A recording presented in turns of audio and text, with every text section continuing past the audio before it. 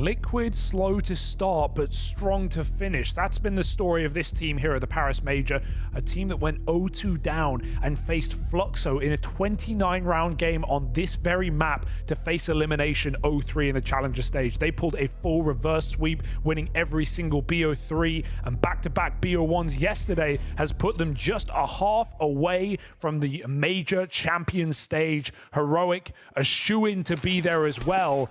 But this game would be a disappointment if they lost it. We've seen Cadian getting capitalized upon by Liquid, destroyed in head-to-head. Can Heroic call their way over the line?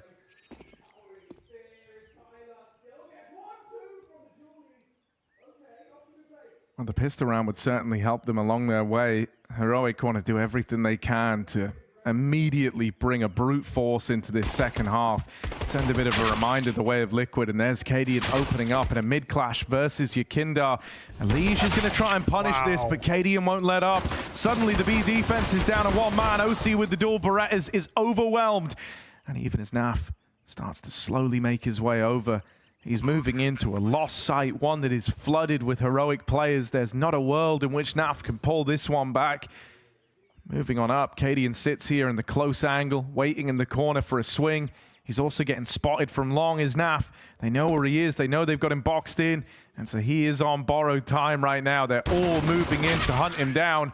And there's the close. Pistol round goes the way of Heroic. You know, last Major, Harry, back at Rio, we were, in the Legends stage, the same situation, and it was Heroic Liquid who took each other on in a 2-1 game to go to the champion stage. Heroic closed it. It took all 3 maps. They ended it 16-11 on Overpass, and then Liquid went out and they lost their 2-2 match to Spirit, another head-to-head that had been frequented ever since, Katowice that year prior. So Liquid, they've been here before facing Heroic for qualification, and they don't want history to repeat itself. Heroic are hunting and hungry for that fact to run it back. Gonna frag out a middle. They win to the favor for now, but Eligia's coming in. His steps will be heard from this lower player. Nice shots for Stown as they just try and edge it over the line. Scout could get it interesting here. Oh, good to know you can't wallbang that, because that looked dead on to me. So Heroic stick the landing on the conversion, and this Scout is the only thing that Liquid are going to hold going forward. That means Heroic are going to find themselves well and truly up in the lead when when Liquid have their first rifle round out on the board. Nice to see the Danes bringing the heat on this T round. Stown farming up these 4-sport players, is on for the ace, but he'll never get to realize that dream. He's playing in with the bomb right now, just safeguarding it. This is going to be a tall order for Liquid still. Heroic have a lot up their belt on this T side, and really, we're going to be a good time for someone like Stown to have that much more say in how these rounds pan out. And a lot of them, he was kind of lost over in cave in awkward spots. Liquid able to nullify the impact that this guy could really find in that first half. But it's nice to see him with a commanding performance, because, one of the critiques that was always leveraged against Heroic throughout even the old, iteration of the roster when Refresh was in, was that they wouldn't really have that star power in these really important games. And so Stown was always the guy that was meant to be that. He is serving right now. 18-9. Slay. Go off, King. That's the sound of Liquid drowning. Gonna wait for that gun round. See if they can keep their heads bobbing above the water. Heroic edging out double digits. Something else that's kind of just slid under the radar as well as the Liege is like 4-12, which didn't really feel like it mattered a hell of a lot in that first half. I think, Liquid still did a fantastic job of winning out the half anyway, in spite of that. But you're definitely going to need him to pick up the pieces here in the second. OC and this Scout land a good bit of damage in through mid, honestly. 2 Scout tags already certainly make this round a little more interesting than maybe it has any right to be. This is where the Scout should get punished and removed. One more tag before all is said and done, but that's the end of the line. Nitro off on the boost, not going to get anything done, and one more man still to clear. Elige in at the back of the site with his USP. So much damage done, but only one kill at the end of that round. Yeah, you're right in saying that it didn't really seem to matter, but you know, looking at the numbers between Yakinda and Elige, they're 0-8 in opening duels. That's a top and bottom player of the team respectively, and it gives credit to how good the trading was for Liquid in actually going for like B hits, for example, or getting out mid. But to think that Yakinda's 0-5 in openers, kind of crazy how Liquid got away with an 8-round T-half. But yeah, the trade work was really good. They iced Heroic out in late rounds, forced a lot of saves. But yeah, we do need recoveries here. Yeah. At least for Elige, who can't go quiet in this qualification match. No, not now as well. Not after, you know, looking good on Mirage and offering up some key moments for Team Liquid there. Because even though we're all enamored by what Liquid have done this tournament, and no one could disagree that they have looked better and better every game, and they've warmed into it. If they lose this game, you know, every Liquid fan is scared of what could happen, going down 2-1, 2-2. You know, it's never safe until you're there over the line. That's where Heroic are trying to find themselves into this B site. OC blind as a bat. Nitro turned back in front of the Molotov. They don't even know. He's cooking them. 2 kills before the trade comes in, but Heroic still hold the advantage. Yeah, it's awkward because the 2 kills almost make you want to give this round a look at it. They draw your eye into the retake, but still the odds are against Liquid here. And if they go for this and come up wanted, come up short, Heroic are in such a good position to just start running away with this second half on the T side. If anything, I think they kind of want Liquid to overextend a little bit here. They're just so hard to put away, are Heroic. Even with how flustered they look on Mirage and how many moves they made that didn't work. Same can be said about the start of this map as well. Their CT side was looking pretty empty. But right now, they're controlling the game. 11-8, forcing a save. Not even close on the B hit. Sure, Nitro gets away with more than he should, but that's only because of a missed Molotov falling just a little too far. I think no way he's there. And, you know, Stank just continues to rise up the board for Heroic. Yeah. They're doing all they can to kind of put him in good positions, put him in good spots, give him fights that are, you know, favored for him to win, and he'll take them 9 times out of 10 with the game he's having right now. He's almost 10 kills above the next best player on the team. Great to see Stown putting on a star performance in such a, you know, just important qualification game. With the arena waiting and one team already locked in Vitality. That's right, the locals will be here in Paris. Yakinda, what a play! And the smoke spans there as well, but they flash. And Cadian actually gets blind off the team flash, so he can't make a move. Yakinda finds 2. And this has gone all wrong for Heroic. It's gone really badly, in fact. The bomb was one of the pieces trying to trade Yakinda in middle, and so that's now dropped out on the ledge. This suddenly means Liquid might want to fight for this mid control, right?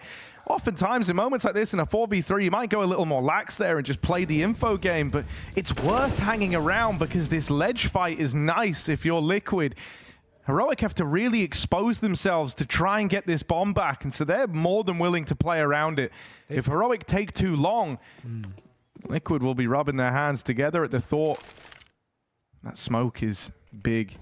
Just puts the fear in Liquid that this bomb could be getting taken. It's just such a favorable position. It's out on the edge of ledge. It's not like Liquid or Heroic can steal it. And instead of going for a big red flank or something, they're going to group and try and fight on Cave. Cadian runs back through spawn. Nitro hears him coming. Now we're in trouble for Heroic. Oh, the re-smoke It. They waste further seconds. And honestly, you could call the save in this moment. I think you are calling the save in this moment. So much money. But position alone spells disaster for Heroic, and they do throw in the towel. Yeah, I mean, all credit to Yakinda, who gets peeked from the bottom of mid and the top of ledge. He, like, does the 180 upward flick turnaround to find the guy trying to trade him. And that is very much the kill that sets them up to win the round. And I think, you know, that speaks volumes as to how successful he was over there in mid, that the bomb even felt compelled to get involved. He was harassing the guys on mid elbow so much that they trigger, like, an uncharacteristic, unforced error. The bomb trying to get involved early in that fight, dropped out on the ledge, and from that moment, Liquid had this full idea to go and play around it. And I do really think that's only because of where it was dropped. Like, more often than not, say that bomb was just out in middle, you would have just said, well, there's a minute, 10 seconds left. You know, we can fool away. They're going to waste a lot of time trying to get the bomb back. But it's where it fell and how rough that would be for Heroic to even retrieve it, that it felt worth to go and play around it, even though there was a minute and 10 seconds left when they made that decision. This game is so tense right now. 11-9 for Heroic. Certainly not out of the woods. They have plenty of buy rounds available off of that 4-round streak at the start of the half. But Liquid are not playing scared. They've come this far.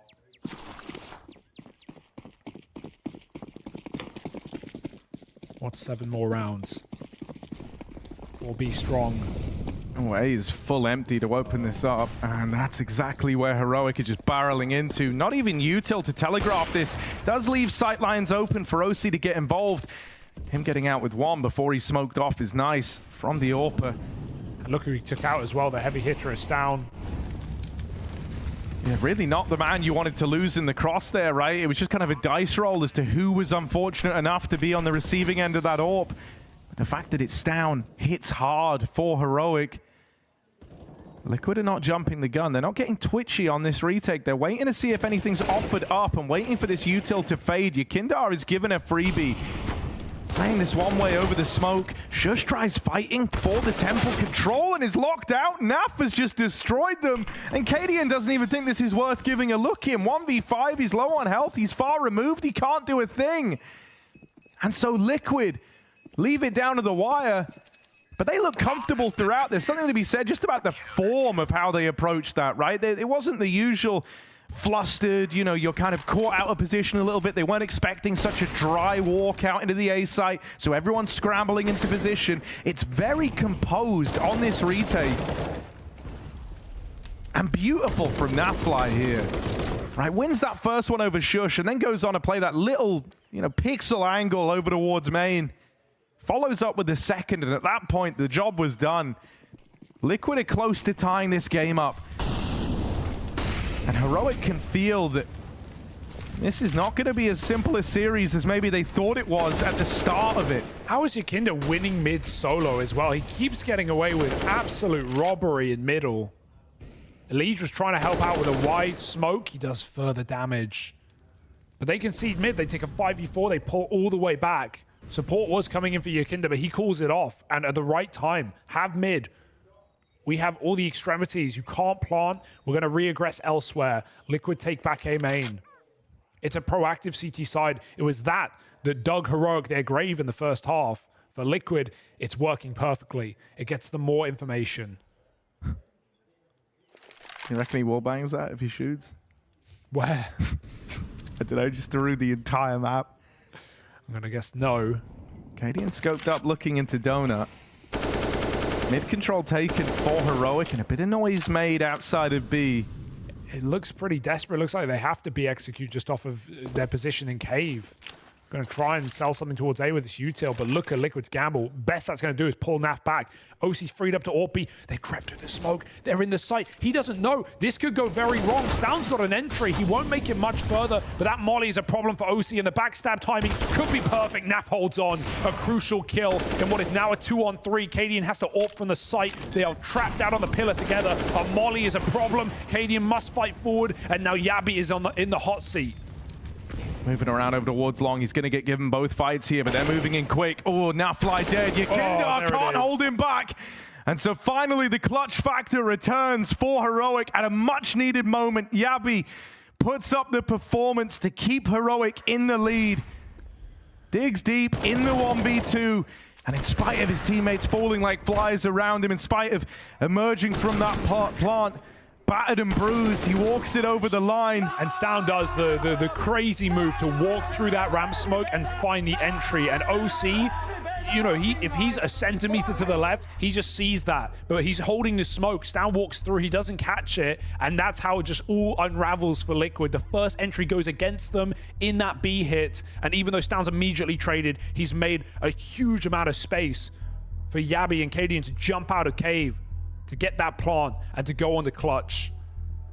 And you mentioned that clutch factor. That is what Heroic are known for. That is what any player can give us in any round. And Yabi finally comes through with it. Right as Liquid were about to tie us up. We put a magnifying glass over the money and we wonder if the same issue will happen again. The reason that they lost Inferno, a huge comeback, and then money bottomed out as Heroic found 13. That would be a nightmare for Liquid right now. Yeah, I mean, these rounds towards this... Oh, the boost up over middle. Great way to try put it... Indar, I mean, he's doing so much work in mid. He really is. How does he even get that trade? There's no way he should get it. Here's the reaction from Heroic. They've grouped fast and decisively for a bit of a main play. Nafly is the man to get past. Throughout that first half, he was dominating Heroic over here towards this A side of the map. Took a little while to get going, but once he found his footing, he never stopped. If he can offer up a hold here, Liquid is still in with a chance. If he falls getting nothing done, this should just be a save. So there's a lot riding on this performance. He's not going to catch them as they boost up. That leaves him open. That leaves him vulnerable. Flicks back in time. Even drops this smoke. Naf lives to fight another day, and he gets out of there as well. Masterful moves, but Yabi gets rid of a Liege on the mid-rotate. He recognizes he's got a bit of room now, and with still time to play with, Heroic can get tricky with it in this 3-on-3. It's just going to be a recommit back to A, but Liquid don't know that. The doubt is seeping in. Naf is running a rotation to the B site, and they are scared right now. Liquid pull back to A at the right time. Naf will not make a hasty rotation. He can hide out. Yakinda's going to have this early info. He hears the util coming over. He needs to hit this first shot. That's Yakinda's backed off, still fighting just for another one. And it's all Yakinda as Naf covers from spawn. Liquid do not pull away from A, and for good reason. Heroic recommit back into the stack. And I mean, this is the dynamic duo of Liquid. Throughout this series, it's been Nafly and Yakinda looking lights out. Between them, they've got 42 kills right now. And you said Elige being quiet, you know, it couldn't continue, but right now it is. And right now, Liquid is still kicking up dust in the eyes of Heroic. Yeah, I think, you know, where the Elige struggle factor has shown its hand, though, is in some of these B rounds and some of these B defenses. That's where he finds himself. He missed a couple of crucial moments in that round that Heroic found prior to last, and they look to go back over here towards B. So it's another test of Elige on this side of the map. He's set up in cave right now. Yakindar in mid has had a lot of success here. Doesn't want to go down. Such a heroic buy as well. An AWP and AK-3 pistols, but boy, can they win these rounds. Elige has a good gap, but you can't hold forever. Yakinda's reclaimed middle. He's pushing back in. I think it's so brave to keep testing this A bomb site for Heroic. With the game that Naf's having, knowing that Yakindar's going to be that first man in rotation to move around, you're trying to cut the head off the beast here if you're Heroic. Yeah, Naf needs to pick his spot though, because he's, you know, just jiggling outside a donut. And Heroic aren't convinced. Yakinda goes and helps out Naf. Plays safer towards middle, just watching the cross. Liquid now know it's B, or at least they can be confident in this hold.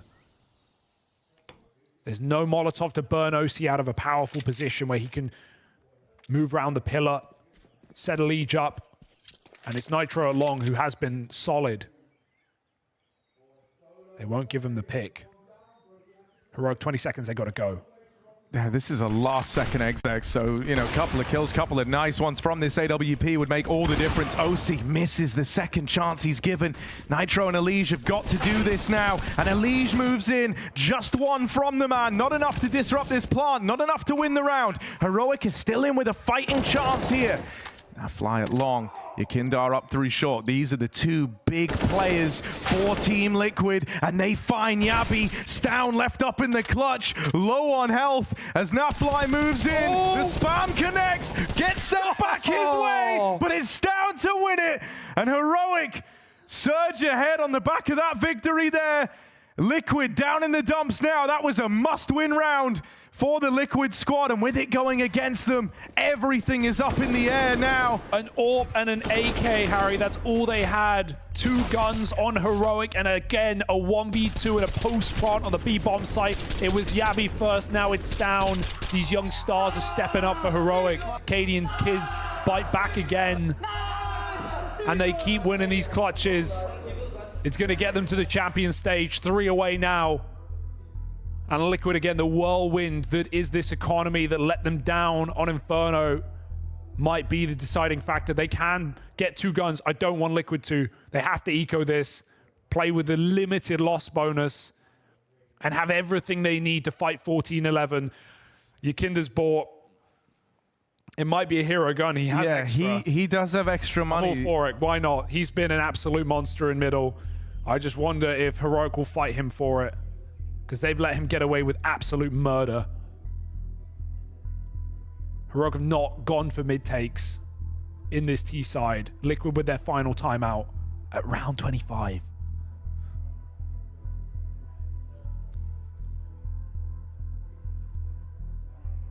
Again, as I said, the repeat match from Rio, the same game that qualified Heroic to the playoffs of a major they attended the grand final in, and a major that Liquid went on to lose back-to-back BO3s and get eliminated in Legend stage. Oh, Liquid have all in the buy as well. They took an extra bit of time there to try and figure this one out. They've decided to come in with the investment, so they've got to have an idea here. This is crazy. Triple over towards the A site to open up this round. Elige left alone in B. Double set up in Donut. They're getting flashed in for a mid fight. Yakinda wants to take this mid control. Out from ledge. Nafly's got his back, but Yakinda looks up at the ledge, and that's given them room to get out in middle. Naf had already got it. Naf had already locked it in. But that temporary lapse looking away from middle has given room across. Nitro now has to do it for Team Liquid. Heroic are moving into A. They've got their eyes on the prize. When you've dealt with Naf and Yakinda, you think you've dealt with everyone in A, but they go hunting, they find Nitro, and with him falling, this one should not be happening. Elige from bottom of the border, Liquid trying to do what he can here, but he's getting backstabbed. Cadian should have his number. He's telling his team, do not peek, do not give this one away. Goes looking for Elige, and now he strikes with perfect timing. Just OC left, and even though he's delivered this kill in mid, it's the end of the line in this round, and he knows it. He can't even go for the AWP. He's so scared he's getting hunted. He heard Tess's in Donut. That AWP could be the big ticket, but it will never get saved. Heroic find 14, and Liquid throw it all in on a risky buy. Less justified than the one on Inferno, honestly. And yeah, they can still eco here, play for the 4-round comeback. There's still options for Liquid, but they lived and died by that buy. How close for Cadian. He didn't even get spotted either. And sometimes you just have to hold the shot. Yeah. Catch your breath. No timeouts left. That's also like just a big like hallmark point in the game in terms of Heroic, like not just winning a mid fight, but dominating it and having it be the domino effect that wins them the round, right? This is where Yakinda's been churning them up in mid time and time again. They finally win it. A hero gun for OC trying to be set up to succeed here. Does open the round with 1, but realistically, how much further can he take it? OC with a second is making a compelling argument. If you could get anything out of Elige's Deagle right now, it would be the time. Smoked off, he has to let them pass, but you'll take that. Nafly makes contact, and Elige will find one through the smoke. This is on pistols. Liquid trying to make their last stand here and now. The bomb ducking out, running in towards the A site, and Tess's in a position to control the rotates. And again, another difficult decision for Liquid. Do we save or do we go? No kit, no nades. There's an AWP right there. Sure, they've got to buy next round, but they're out of position. They have to poke their head in, see if a kill is offered up, but Heroic will slink into the mist. Where have they gone? Tess's has put a lot of distance between himself and this site. Cadian's going back to try and clear out this push. Kind of missed this time, but he'll nail it on the check. Yeah, that's free. Nitro shot in the back of the head. Never even knew what hit him. They don't know where Tess's has gotten to in all this time, so the tap on the bomb will line up Tess's for both those kills. Heroic, 1 round away. 1 round from playoffs. Cadian's already celebrating. He knows that they are on the cusp of greatness here. And this is why Liquid went for the buy, right? Because they knew it would maximize gun rounds. They'd get a second one in. It just the previous was so weak. This is what they make up for, right? Heroic have the momentum. They have the lead. They have the 4 championship points to go through to that last stage. But Liquid have everything they need to fight back. A heavy mid attack. Yakinda does what he does best, and he recovers that opener. Heroic is still streaming out A, but OC's here with the AWP. Liquid land on their feet, 2 opening kills. This might have just had to cool off the game plan, man. Like, Heroic wanted to go fast. Look at Yakinda go. He's run through the mid-smoke. He is fully behind enemy lines right now, and no one's ready for this timing. You're expecting Liquid to be a bit dejected, a bit terrified of making plays like this. Yakinda, if he goes now. Oh, whiffs the spray, but Cadian can't escape capture. It's down inside of the site. Been the hero for Heroic on this map. Been the man making a difference. Can't find the kill. The nade slows him, was meant to make it easy. It's all left on to Shush, and he's been shaky. Will get locked out. Liquid live to fight another day. And it's in spades from Yakinda. Nails these fights in mid. Continues on his reign of terror with a fast flank to keep the pressure on Heroic. Yeah, Liquid's A retakes have been really solid in this map, right? They've had a couple of them. The one with Naf where he gets a double from Temple. OC on this angle continues to give us goods. And no one jumps the gun. No one goes early. The flank is perfect for Yakinda. He could have taken it even sooner, but he makes sure his team are in position to enact off of his contact. And Liquid fight for 4 straight to survive to overtime. Heroic, they've won it before, they'll do it again. They buy with Deagle and Tech9 on 2. From pistols to the AWP. Again, quick cave peek for Cadian. He's not done with this with the AWP yet. And a lead finds out the hard way. Down ramp, Nitro gets picked apart. And Heroic are there, right on the doorstep, ready for the arena. B has just been a reoccurring nightmare for Liquid. And here's the worst part. They get those 2 kills. They don't have to commit. They run into Naf over in middle. He gets the info that this is actually the A play. So Liquid can try and move ahead of this. They're doubtful in the rotates right now. No one's moving around yet. Finally, the bomb. Yakinda gets that spot, sees the bomb over in mid. At this point, they anticipate that it is the A play. Nafly, bated breath as he swings on out. He's been spotted now, looking to get involved, but Tesses takes his head off. That's the plant for Heroic, and it's going to come down to this 2v4 to decide the fate of the Liquid squad. Heroic, 2 kills away. They've just got to keep it tight, and they'll be in the playoffs for the last CSGO major here in Paris. Yakinda trying to carve a path back in, leaps out wide and is locked out. Stown and Tess says the men to close. Heroic deny the comeback attempt to Liquid, and they are going to the playoffs here in Paris. Yeah, they're more than challengers, they're more than legends. They are here to be champions right now, set up for that stage, set up for a run in Paris, and Heroic get it done 3-0. A valiant match for Liquid, who held on no matter what, who took Heroic out of a map streak on Mirage, and they look good while doing it. Liquid have 2 more opportunities to make it to that arena, but Heroic do it without dropping a series.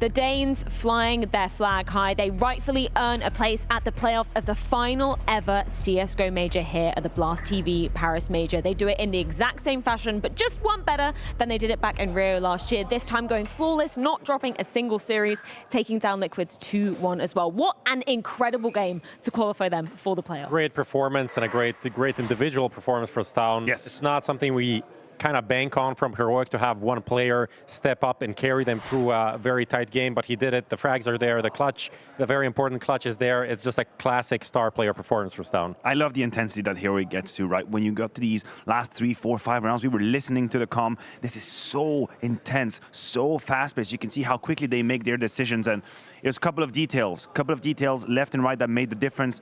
Last very round, Naf's rotation, just a second or two too late in towards that temple. He could have been already already on the A side, but when Heroic's dialed in, it's just too fast. And that's the thing, Heroic looks so in the zone in those final moments as well. We, of course, will be giving props to Liquid for making this series incredibly competitive, but the Danes, man, going through to the playoffs, I know they've got their eyes firmly set on that trophy. Yeah, and they came into this tournament skipping a boot camp, right? It seems like their aim is to peak in the playoffs, to go for the title, finally, the big title for them. They had one from the Blast Fall Finals last year, but they have been missing out in the grand final moment. So their whole game is like, okay, we're going to go through the groups, and they did it quite well here, and kind of rise towards the end of the tournament. Yeah, I think for us, the conversation really never was, is Heroic going to make it to playoff? Because unanimously, people were seeing Heroic in that stage of the tournament. I'm glad we're going to see them in the Echo Arena, but we're going to look for details. That Mirage pick that doesn't turn out, doesn't confirm, is that an issue for Heroic? Could that be a punish down the line? But at least today, against a team like Liquid, they were fine. We talked about Ancient and the difference of caliber of teams here we could see here. Yeah, thoroughly deserved spot for the Danes making it through to the playoffs. We've got Banks down there with, I believe, Cadian. He's hiding. Yeah, he's a bit scared. A surprise. I've got Cadian with me. He is an excited man. We're getting a tweet out just beforehand as well. And you've done it 3-0, quarterfinals secured at the last major going. And what a serious way to get this done. I want to touch on this, though. When it comes to the map ball that was being played here, you guys won each other's picks. It was close in every game. There was chances for both teams to have it. Is this just a difficult team to play against right now? Yeah, I think Liquid is good. You know, people are memeing a little bit sometimes on them, but I think, you know, I like the guys a lot. Honestly, I think especially Neff is a guy that I enjoy talking a lot with. He's a super good guy and an insane player. I think they have some players who knows when to run, when to stop.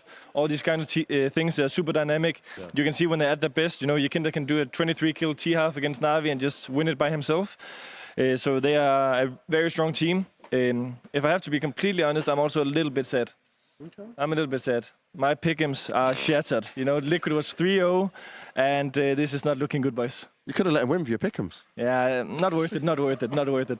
Not going to happen. Now, I want to touch on your Mirage, though, because Liquid's Mirage has actually been looking better. We've been touched on this quite a lot when it comes to the desk and the talks around it. But CT side for you guys, you just couldn't get it locked down. You couldn't get it going. Why were you being open up so easy? Because it wasn't just Yakinda this time. They did one really nice trick in the first weapon round against Shus with a very good smoke that we actually tried to find ourselves but haven't found. That's one thing. We lost the pistol round as well, I believe. That's another thing. And then I think, you know, we didn't manage to be aggressive in middle at the right time. Sometimes we stood back, then they had connector, they came up slow. Palace just did a like ABC A split, where we gave them a little bit too much room. That's around in the end, the last run as well, where I let go of my flash too soon for connector, which kind of messed up Shus a bit. So some small mistakes, and you know, that is marginals. That is what you're playing for against such a good team. Now, this is only the first step, though, right? And you were second place when it came to Rio last time around. How does it feel this time? Any slight differences? Anything you feel better within the team? Any improvements you're already noticing? I mean, I feel like there's a bit more like experience and clutch factor on the team.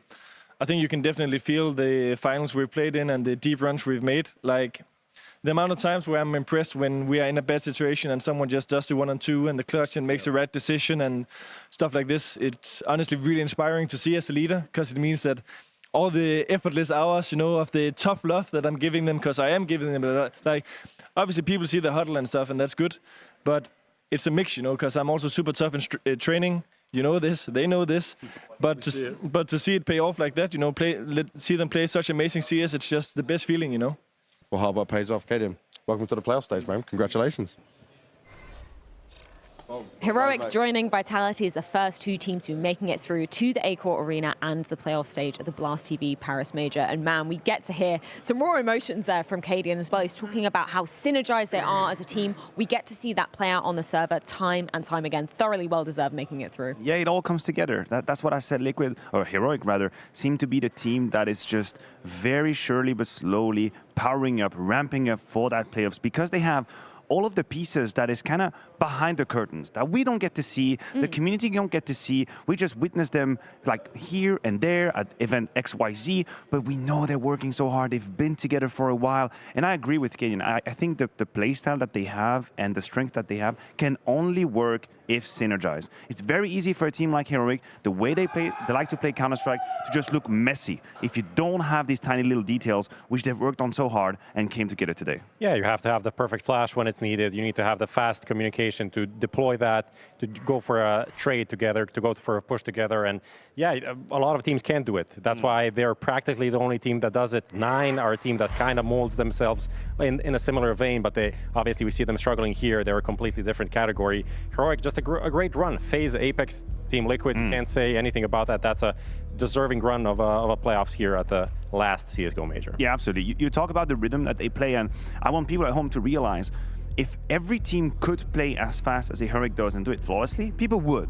Because, hey, logically speaking, that's how you catch your opponent off guard, right? You play fast, you activate on the kills, but the reality is when you try to play so fast, you open yourself up for many mistakes. We talk about spacing, we talk about trading, using the right utility. If you have that 200 kilometers per hour rhythm, it's hard to do. And the last round of this map was a very good example. I was listening to the comm, Cadian gets the first kill with the AWP, and as soon as they get the second, he starts screaming like, there's only one left. It's only one left. We know what we gotta do. Immediately, smoke being thrown out, and they put it clearly. But at that moment, it's very simple to make a mistake. When you overstep your mark, peek a little bit too much, you give away the advantage. So they are walking this line, and I think that's why they play one of the best CS we currently have in the scene. Yeah, certainly. And I think that's why we need to give props to Liquid as well for actually putting up a fight in this series. We're talking about a team who just looked like they were in shambles during the first portion of that challenger stage, managed to completely turn the tides for themselves. And we're also talking about a team, we were looking at the stats, haven't made it to a major playoffs since way back before COVID in 2019. That's yeah, crazy. A lot of people remember that game against Astralis when Liquid just won the Grand Slam and they were going into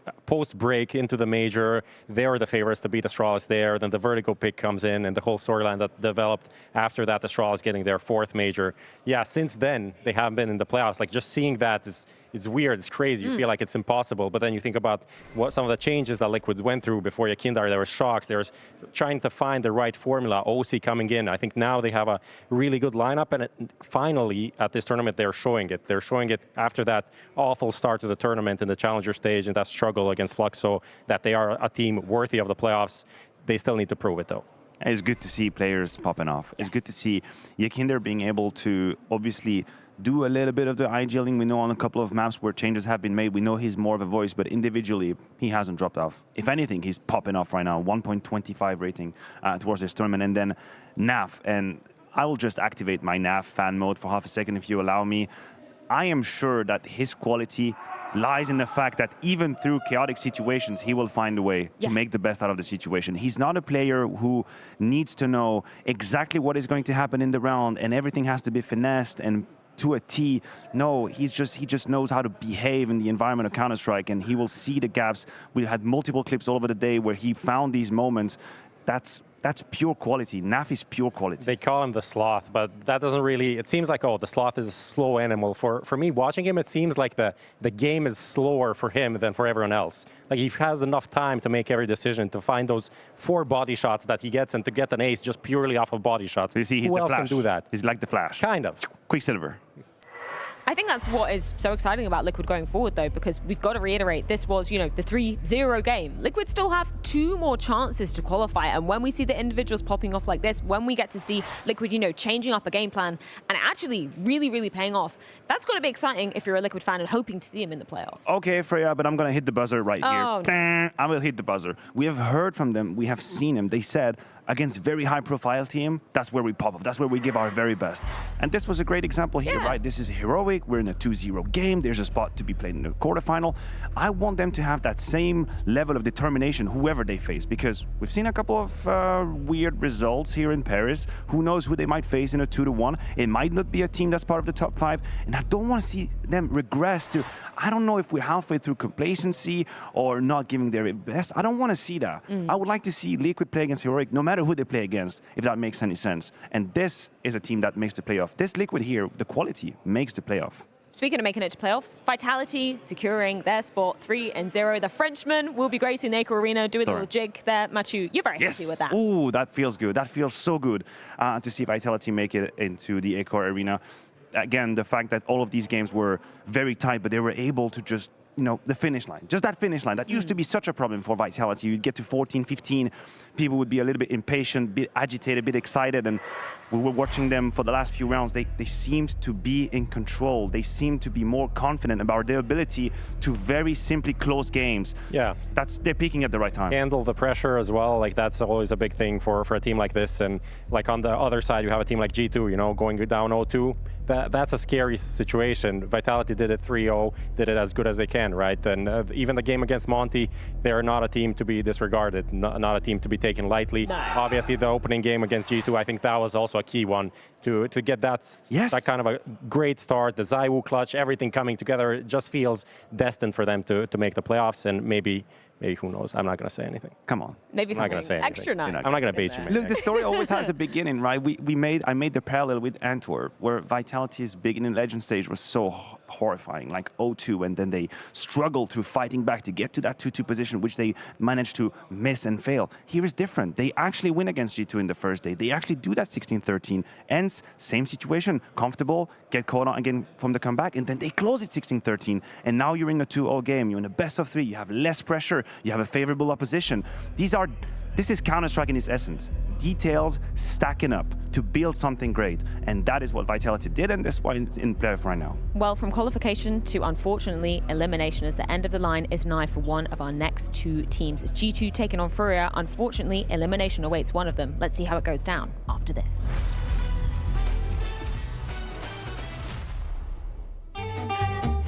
Our first time Royal Arena, playing in 2017. We want to win the first time on Danish home soil. Device is sick. We have to play with Dennis as a stand-in. I don't sleep 1 second the whole night. I didn't even understand. I remember me 5 in the morning, going outside, going for a run. I was like, what is going on? Why can't I sleep? And then I go back, I try to sleep. My heart is pumping. I was like, why did I do that? Why didn't I even go for a run? We go to the venue the next day, and I see the makeup artist, and I'm like, you gotta help me. I didn't sleep the whole night. We somehow managed to get to the grand final. Everyone is really happy, and we're 9-0 up on third map. Easy. And somehow we managed to lose that. We were 9-0 up on T-side catch. I'm never going to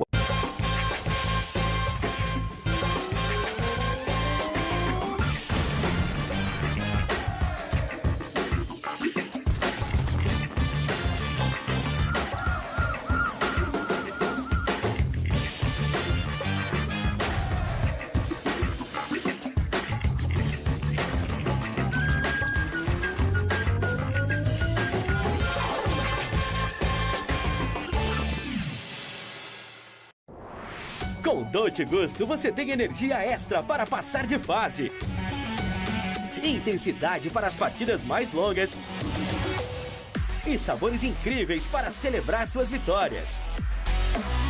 Com Dolce Gusto, você completa o seu setup. Mais de 45 bebidas ao toque de um botão.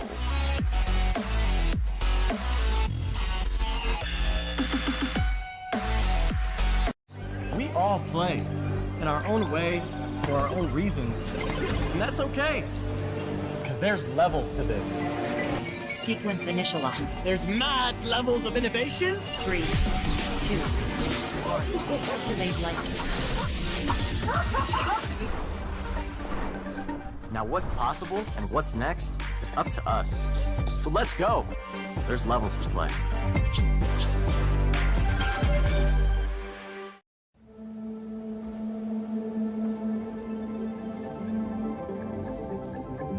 Nossas lutas começam muito antes de entrarmos no dojo.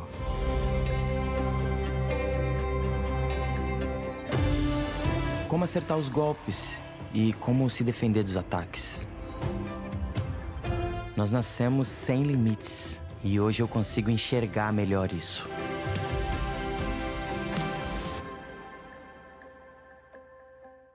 Neste Dia das Mães, você e sua mãe vão ficar na mesma vibe. Compre no Shopping Bebê, ganhe cashback e ainda concorra a uma viagem a Vales Compras. Promoção você e sua mãe na mesma vibe. Participe!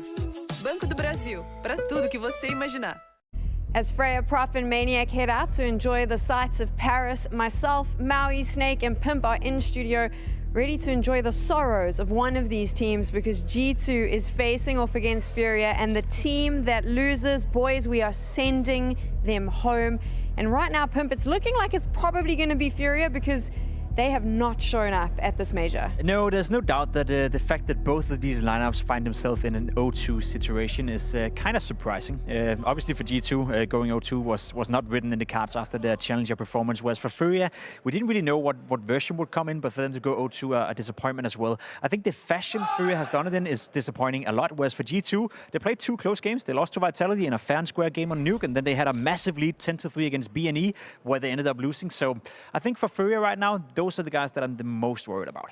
When I look at Furia, I see a team that is going through a transitional period right now. We have seen and heard how Art is trying to, in some ways, modernize their playbook. They're trying to expand that playbook a little bit, and it's kind of actually coming at the cost of some of their own consistency. Despite them looking pretty good in the Americas RMR, securing this legend spot, it has been disastrous in terms of their T-side here at this event. They have yet to win a single T-side round in both of their BO1s, and sometimes you can get away with that. You lose the first one, you come back and say, you know what, guys, okay, we'll put things together, and then you do it again. It's like you get one egg on your face, and suddenly you invite another egg, double egg, sunny side up. Let's just pick up on that again, because we do have some statistic we can show for you guys. When you talk about these guys and their T-sides, look at the player rating. Look at what's going on in here. The T-side rating of these players are absolutely absurd. You said to yourself, they haven't won a single one of those yet, Maui. And I was diving into the stats yesterday. You played 17 rounds on the T-side. You won a total of 0 rounds. And there's not a single kill so far in this tournament from Furia that is based off a flash assist. Not once in this tournament have one of these players thrown a flash for each other that led to a kill on the T side. That speaks to me that there's absolutely 0 team play whatsoever, especially on a map like Nuke. Whenever you go inside and you execute inside, flashes is raining left, right, and center. Well, guess what, Furia? They just can't kill anything on their T sides. I said this yesterday, I'm just going to say it again. I don't like this Furia. I don't like it at all. Can they switch back to the Furia that I like, Maui?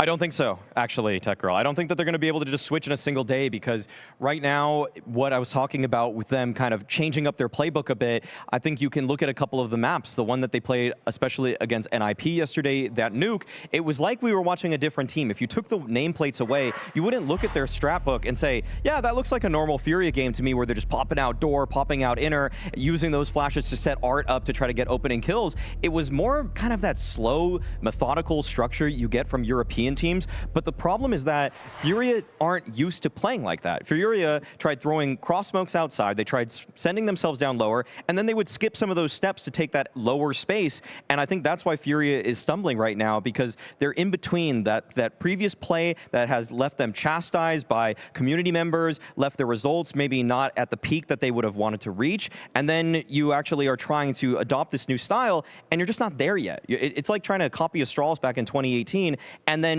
you're just not them. You don't have that level of communication, and so you're just playing catch up with so many of these European rosters that are have already played this style for such an extended period of time. Pimp, does Furia stand a chance? Are we going to see them potentially make it through to the arena, or do you think that their major run is going to end here on the Legend stage? I think their major run is going to end here, but yes, they do stand a chance. It's not like G2 are untouchable. We've seen that already. G2 are fighting with their own demons, and as Maui so briefly said right here, it's the style of Furia that I want to see revert back to what we know it to be. I want to see them being this flared-up team that is just going for the duels, that is making you love and hate them whenever you watch them. Be the aggressive team and see if you can poke a little bit to the self-confidence of G2. I don't believe in Furia playing as a European team, beating G2. They have to play on their own terms if they want to stand a chance tonight. I'm very curious to find out if Furia feels the same way we did when we saw some of those stats. I did not believe them in the beginning. I thought that maybe some of the journalists had made a mistake. So let's find out from QUESÉR if he's feeling the same way.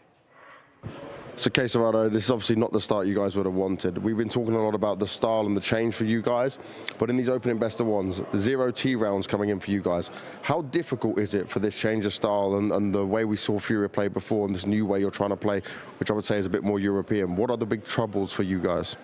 I think that is not a big trouble for us. I think the game is like difficult as hard. BO1 is hard, always hard.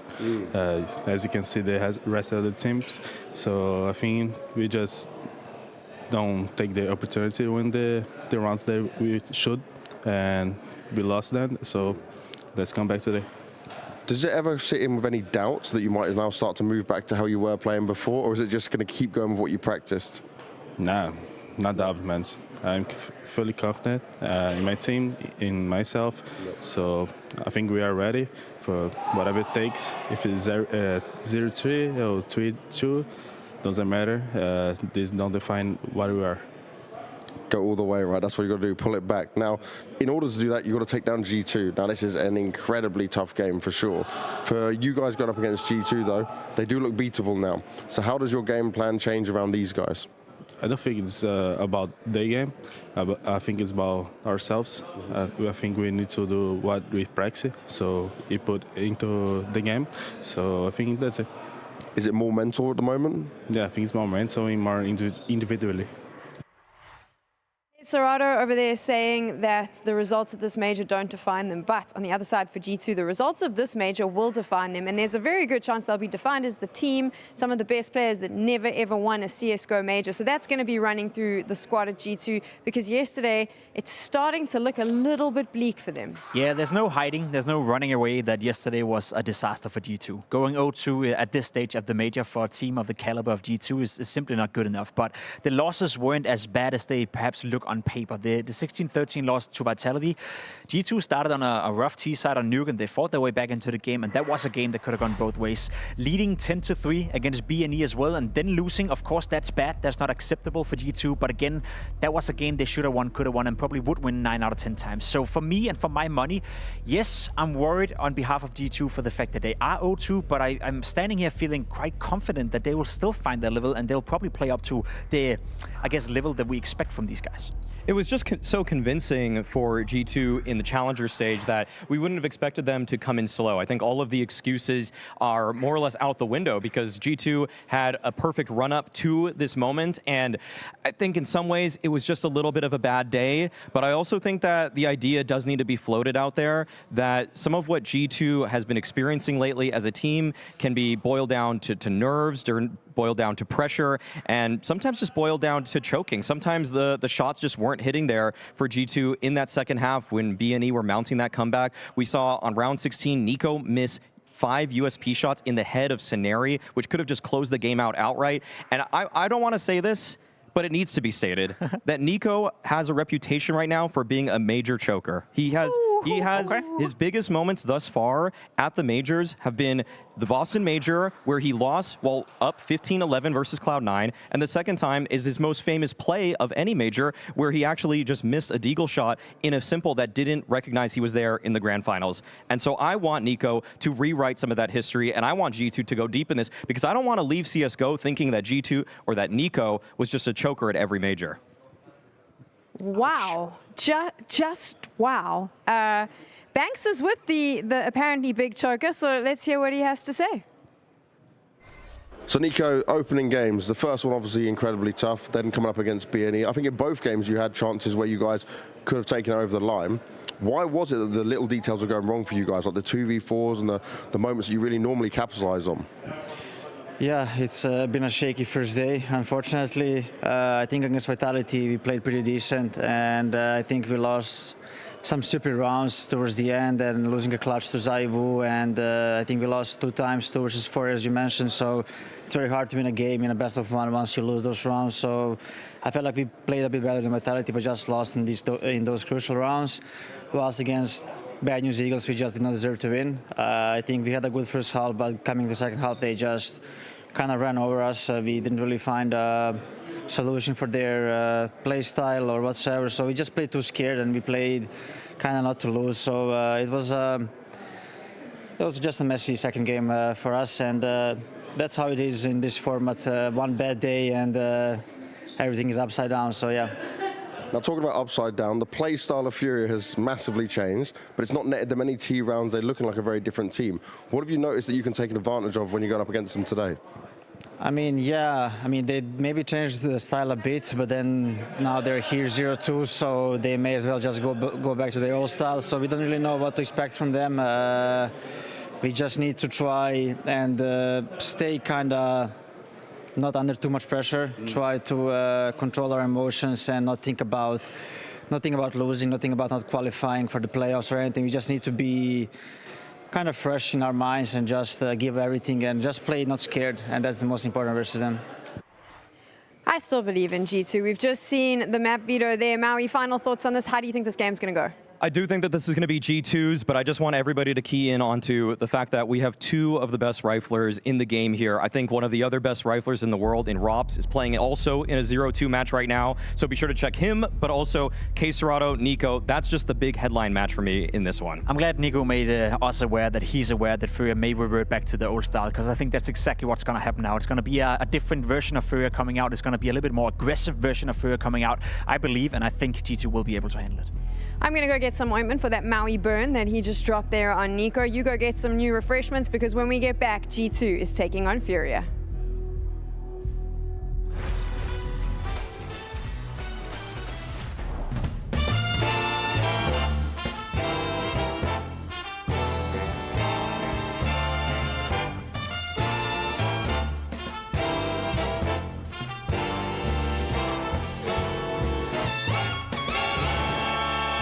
What's going on, Blast TV? They finally gave me my own show, so let's make it good. I've flown in counter. Olha isso, mensagem de Rodrigo pedindo dinheiro porque a conta deu problema e ele tem que pagar uma fatura. E ainda tem sua foto. Rodrigo, eu? É. O golpe. Aham. Diz aí que você não conhece nenhum Rodrigo. Tá. Que o único Rodrigo que você conheceu na vida foi no maternal e você nem tem mais contato com ele. Ah, não, já sei. Eu vou dizer que eu até conheço um Rodrigo, só que ele não tem telefone. E ele só se comunica por carta. Desconfie. Pediu dinheiro emprestado no WhatsApp pode ser golpe. Juntos, nós protegemos em dobro. Decreto-Lei 3.199. Às mulheres não se permitirá a prática e desportos incompatíveis com as condições de sua natureza.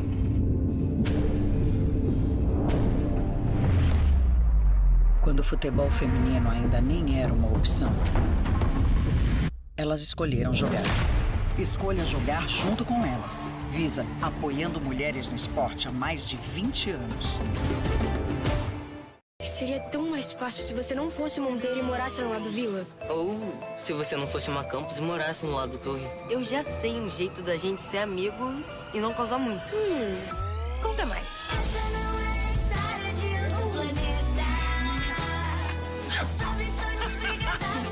Foram vocês que pediram.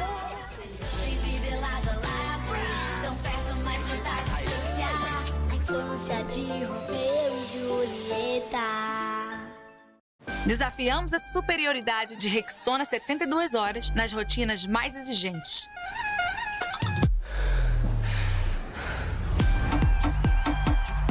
Rexona segue te protegendo quando os outros te abandonam.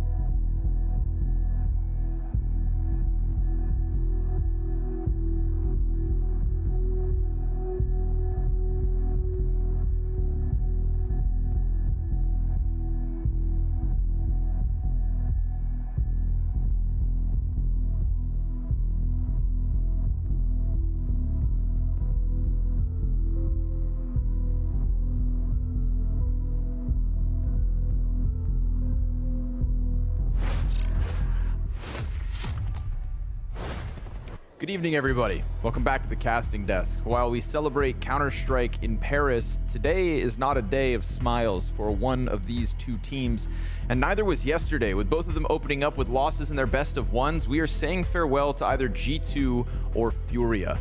Not what many would expect. 3 consecutive major playoff appearances for Furia. G2 with wins not too long ago, and that rear view mirror now shows those victories getting further and further away. So here we go. One last attempt for both of them to prove that just yesterday was not really truly a sign of themselves. And I know that in that pregame interview with Nico identifying that Furia have the possibility to change styles back, to revert to what worked in the past. Will they do it? Will they pull it off? That's what we're about to find out here today. Yeah, doesn't sound good, does it? I think, The fact that Nico could foresee it, I think a lot of us were saying, well, when are they going to try to change it back? But when things get ugly and you just spent all this time preparing with conviction to come through with a certain style to go back, I don't think that's going to be a good sign. But one thing's for sure, QUESÉR was also right. You know, form being off was something that was unexpected with the recent games that Furia played well in. And Yuri having a career low performance, that's not something you expect to happen again. That alone can take the edge off the game plan. Luckily for us, we don't really get this head-to-head all too often, although we did get it 3 times in 2022 at 3 significant events: Katowice, Antwerp, and Dallas.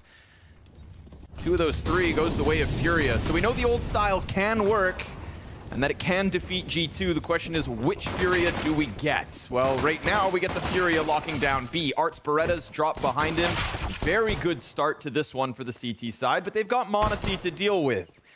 And the Coffin Peak is coming in. What a tap to drop. Is it just me, or that looked like m0NESY simply just like brushed a bug off his shoulder? I know. You know, he's watching the CT cross. Would you go off? And down goes drop. Damn, did you just mute yourself? I did. That's pretty slick. Yeah, we're going to see some good moments for sure out of many G2 players. I think for Furia, it's just that they've got both a form crisis and an identity crisis happening at the exact same time. Whereas for G2, it's really only the former. So I think that's why they're probably more confident about this game. That's why bookmakers say this is very favored in G2's direction. Not surprised to see these things. Art from the corner. Gets out of danger and drops a nade on them. That makes his job way easier. And he did his job yesterday in the questionable form coming out of Safe and Yuri. Somehow Art managed to pick up a decent amount of success on those CT sides. Yeah, there's some irony with that, isn't there? Because their specific style change was so that Art could have higher output and live longer. And then they actually got that in these last couple of games. They've got that recently. And yet, for some reason, at this stage of the major, they look worse than ever.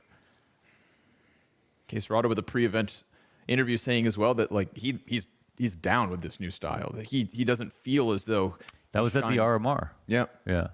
And so he kind of put it matter-of-factly. If Art lives longer, we have a better chance of winning. Yeah, it kind of was like politely blunt. You know, you could read between the lines to just say like he was getting what he wanted. And QUESÉR, as Maui alluded to, one of the best riflers in the world at the moment, trying to duel with his counterpart in Nico. This plant is so free. Yeah, just let him have it. A little odd, maybe, but retake's certainly coming through. Now, there is no kit on this round. Yeah. And so they can't waste much time. There's also no smoke, which... But don't worry, Mohan. Nico's only got a Glock. JKS only has an MP9 with no Kevlar. The CTs will come through the retake. That's what's meant to unfold. Nade perfect. Deal with m0NESY first, get his deagle out of it. Nico's dead, but it's just this MP9 in the corner. Remember, 10-second stick. They've got to charge him down as he sits on top of bomb. And oh my God, are you serious? Guys, no kit, no time. That's just embarrassing. You can't be serious. They set up in a retake in a situation where they leave all of lane open, all of halls open. They come in with no kit. They have no smoke to scale on pit. They let G2 crawl out of the halls. It's a totally reasonable thing for them to try. And they don't have enough time to defuse after everything going perfectly because they, started too late? That sort of epitomizes their style change and the dissonance between why it's not working and why it should. That's such a free pickup from G2. They can be happy about that, but pretty sad, honestly, for Furia. What was that? Hopefully not a sign of things to come.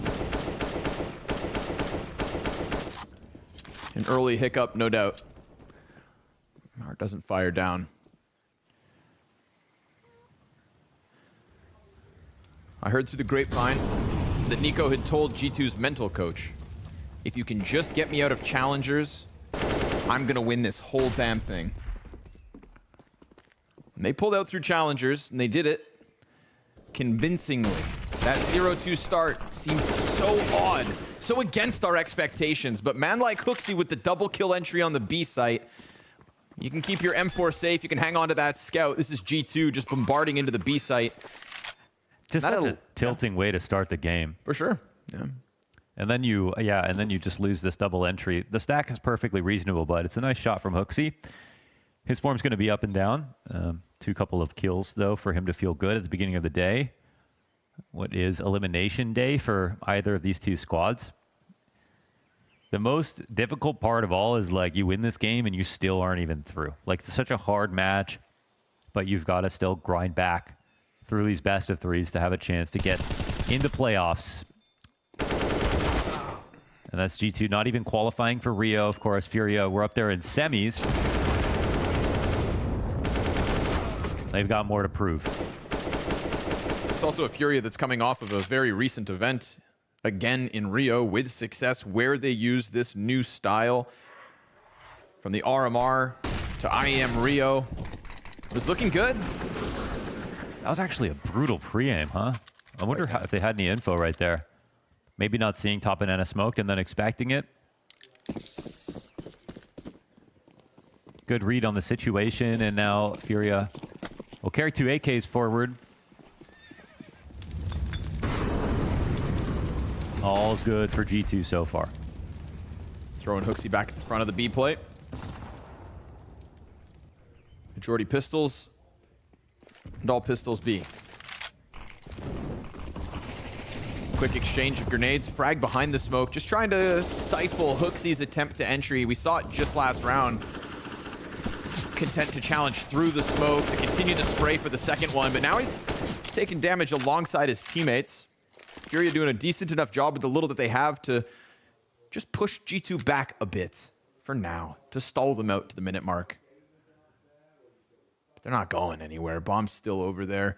JKS is doing his own thing outside of the apartments, and he's going to chuck up a piece of utility as well. Keep that question mark above the heads of Furia while the 2 rifles are so stuck inside this A site. And with that arch smoke, you'd think they're just going to keep holding off on lane, effectively drawing Art back over with the CZ, getting what they want.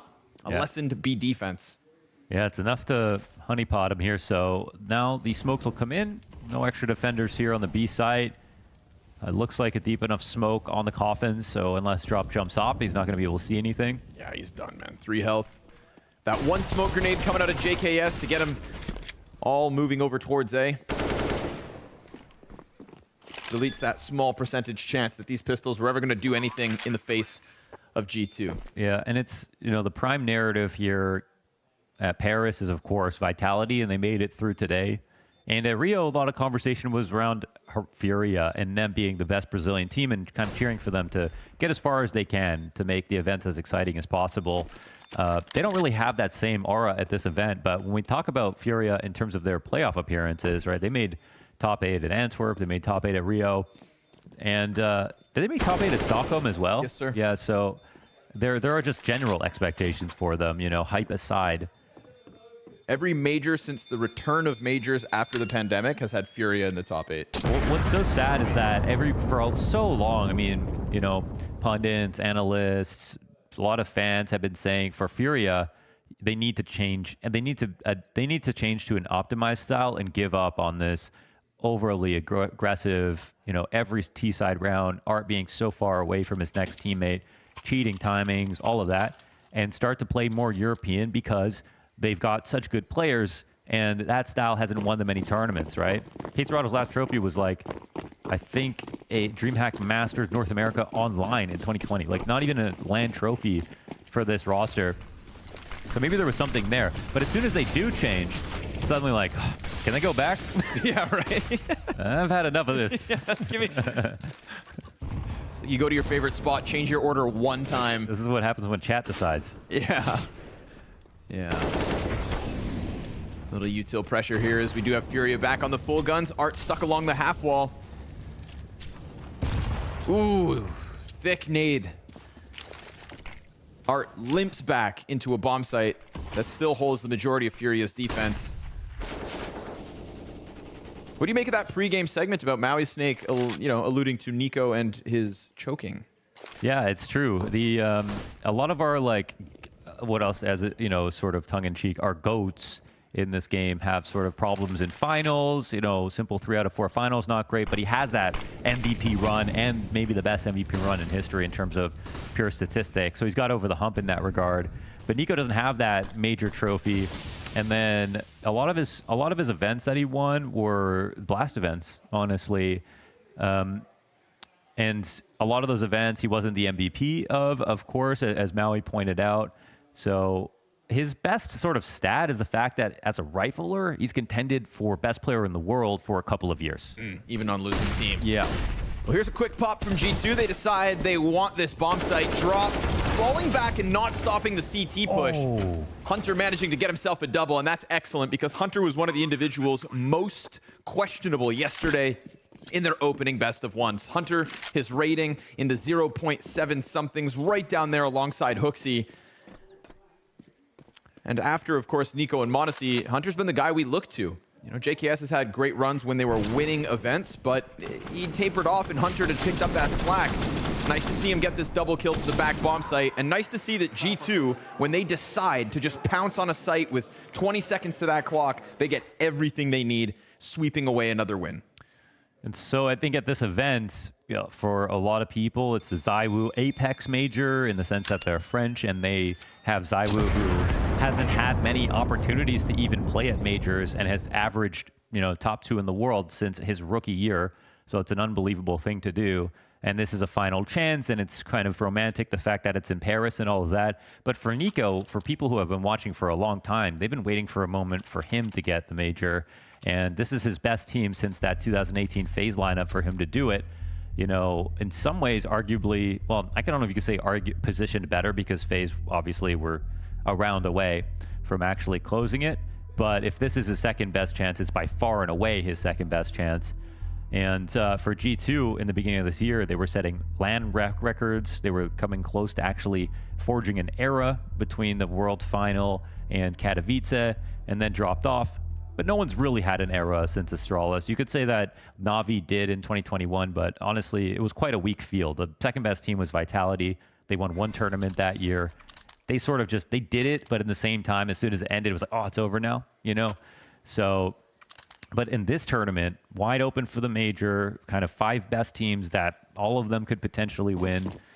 It would be quite a statement to be able to do it, and it's sort of, it's basically the last person that we're expecting to win a major that hasn't. For me, besides like Guardian in history, that we've all expected to win it, is Nico. Ooh, Safe finds his. Flawless start so far for Safe, despite all the rounds to G2. A little bit of aggression coming out of a CT side. And Hooksy decides to crank the tempo on his own. Nico, critical kill to get that bomb into the pack. But Art has slipped beyond the crosshair. And Nico could get caught off by this or not. He was just making sure no one would come help. Yeah. Waiting, isolating Art and getting exactly what he wanted. This was a 3 versus 5 out of G2 before they started to reclaim kills on A, and now they're just going to go ahead and close out what's left. 3 versus 5 in a critical gun round after that blunder in round 2 already. There are layers of negativity stacking on top of this Furia match, and it's only 6 rounds deep. I'm not a fan of what we're seeing from Furia because G2 are the #1 team to not overthink car control on Banana, and they'll turn that into exec right away. They've already done that a couple times this match. And so, you know, Furia need to fight for space, definitely, a lot more, especially when they have utility to do it. Picking to play passive instantly on successive gun rounds is just not something that works. Ooh, spotted. And it's so off-brand for Furia. Arts.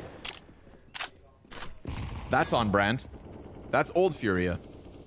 Yeah, but it's when they have nothing to use, you know, like nothing to, yeah.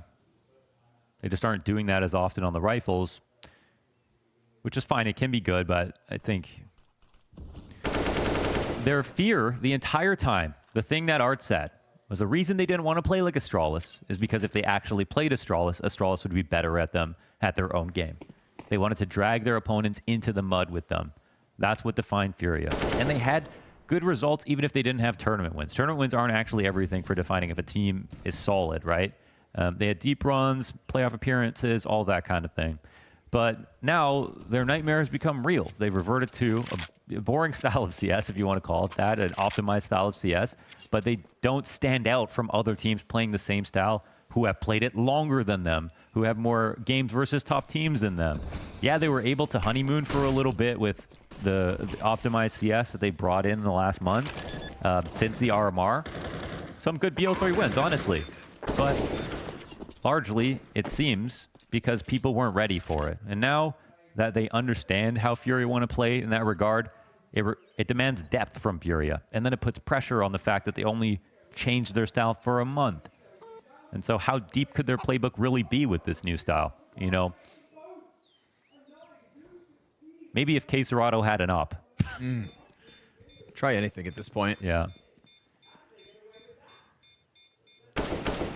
But there definitely is a lot to be said. You know, sort of agitated, honestly. Not with the decision to change, but definitely with how soon it was before this major began. Whereas when you look at like the Monty IGL change, it's a completely different story for me. Like Furia, they are neighbors with all the tier 1 teams and have so many more games. Whereas Monty, if they change an IGL, most of these top teams hadn't even played Monty anyway. So it wasn't really like they were shooting themselves in a foot in a big way. But Furia, I think it's just much more noticeable when they change something. Everybody has game plans that they understand what Furia are going to try to do, and I think they just regard Furia as easier to play against now. It's crazy as well if all of a sudden Yuri and QUESÉR just seem mediocre in this style. But, I mean, Yuri not even ready for them, sprinting up middle. Not trying to mask that aggression, not trying to hide that sound. Yuri didn't even have his head turned. So 5v4, a lickety split. G2 deciding, well, if it's up to them, they'll kick up the tempo. Nico hones in on the pit player. Gotta be cautious as Art sits inside sight, but we also have m0NESY wrapping around, and when the Motto smoke goes down, m0NESY's gonna get this. Tons of pressure on the pit player now, and they are just fixated in on him.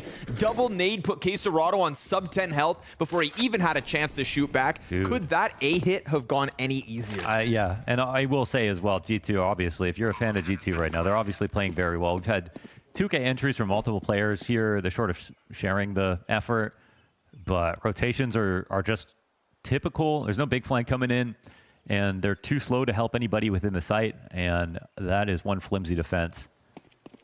So, I don't know, man. First things first, Furia needs much more dominance on Banana to start these next rounds, because their passive setups are not working out.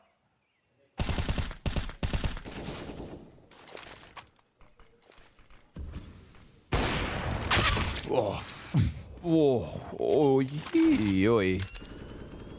All right, m0NESY. Nico dives to the bomb. Drop. It looks like he's going to save it. All is good. It's an AWP for safe at the very least. But I don't know if an op can even make a difference right now. Furia just getting outclassed. Yeah. This would be a rough way to go out. You know, I've seen Hunter do that, and I'm like, that's something Furia used to do. Right? So G2 are reminding Furia. I gotta say, Furia my favorite team. You know, I've always been a fan of the way they played, so it hurts me to see it not work. I can respect that they're putting the focus on winning more than proving a certain style can work. I really do respect that.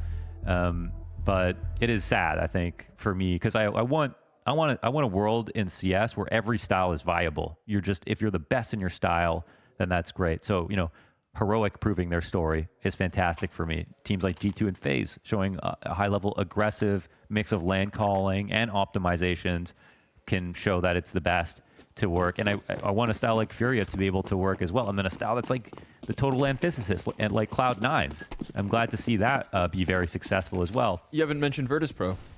And Cloud9 and Virtus Pro, two peas in a pod in that regard. If we're going to compare their styles, and I would say, you know, Furia and Heroic had that in common before. And I think even more sadly, you know, I think Heroic's style of CS is the style that Furia should be aiming towards. Right. And there's also one style of CS that isn't represented here at the major. German? No, I was going to say Cloud9 and Virtus Pro. Yeah. And there's nobody quite like those two. That's true. Art's got a scout, but we've got Nico boosted up. That pistol is doomed if it peeks this. Oh, 2 bullets out of Nico's AK, and Art gets splattered on Banana. Fast move here. QUESÉR's looking to come over, put up a defense with the Deagle. Not going to be a problem for G2. They've disrespected this utility multiple times, but Drop's actually managed to change places. They'll kill QUESÉR before Drop. I mean, poor guy. Couldn't get through. Hunter just barrel stuffs him. And so that's G2 with 8 rounds on this T side. This is so brutal. But at the same time, I can't look away. I know. Yeah. It's fascinating. Like watching a crocodile catch a capybara. A capybara? Capybara. Do they live in the same I don't know. ecosystems? Maybe. Just picture it happening at a zoo. You know, what if we had zoos where we could just feed animals to each other? You know? Feed animals to each other? Yeah, like R-rated zoos. Okay. Where violence is on display. Like it is in real nature. Or just, yeah, for sure. Right? Yeah. Don't sugarcoat the zoos. Expose the children. Okay. That's an interesting idea. We'll see if we can pass legislation, make this happen.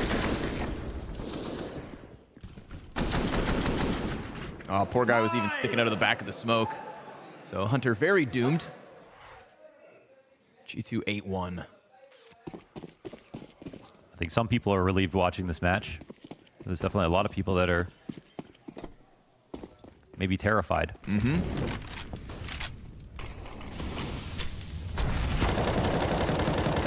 Hooksy's gonna get peppered. Ooh, Art's on the reload. Oh, Hooksy's gonna jump on that one. Attempting for the double kill as well. Puts Drop in the open where the nade just finds him. So Hooksy's opening bout, definitely worth it. We're gonna get G2 checking out this B side again. Look how simple this has been. Haven't seen them play with a smidgen of fear. And Drop, well, he tries to take it to the front of the smoke.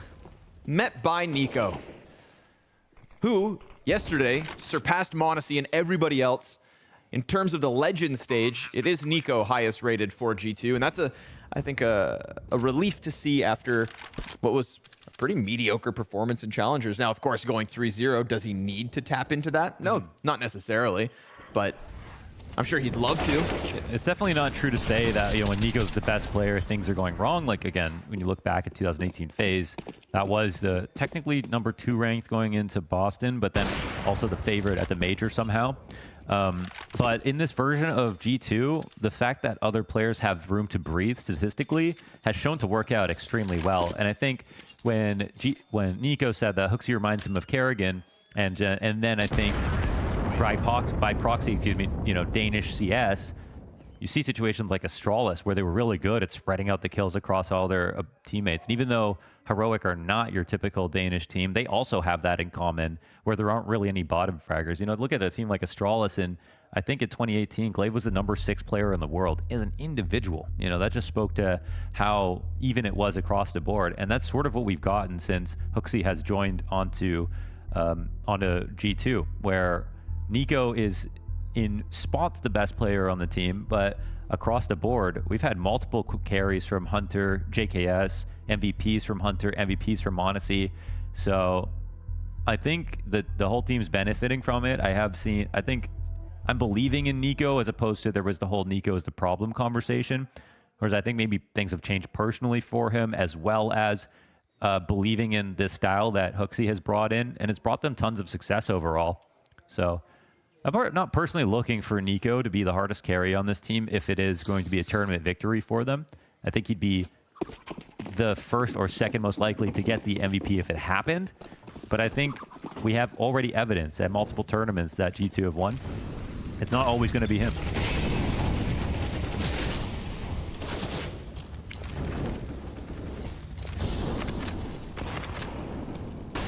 And I don't think he has much to prove as an individual per se so far, more so than taking that ultimate win of the major, of course.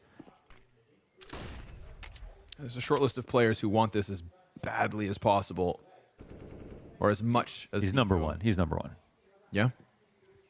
Not a liege. I think in terms of the balance between wanting it and being able to see it as clearly. Right. I think, you know, if Nico loses, he can think about how he could have won this major at certain points here. Good flash. Good aggression. Yes. Nice, Furia. A little life, a fight. That's at least all we need here.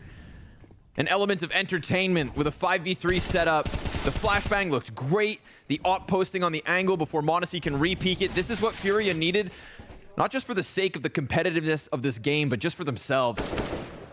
A clean, flawless round queued up. And it comes by way of perfectly timed banana re-aggression. Yeah, that's nice. One tactic to stop the attack at Car, which is huge. A good flash catches them on an in-between timing.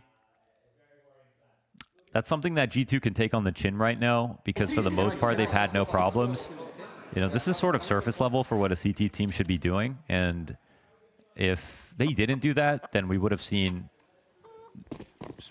these other rounds where G2 just converted from top Car into a full B exec into a strugglesome hold.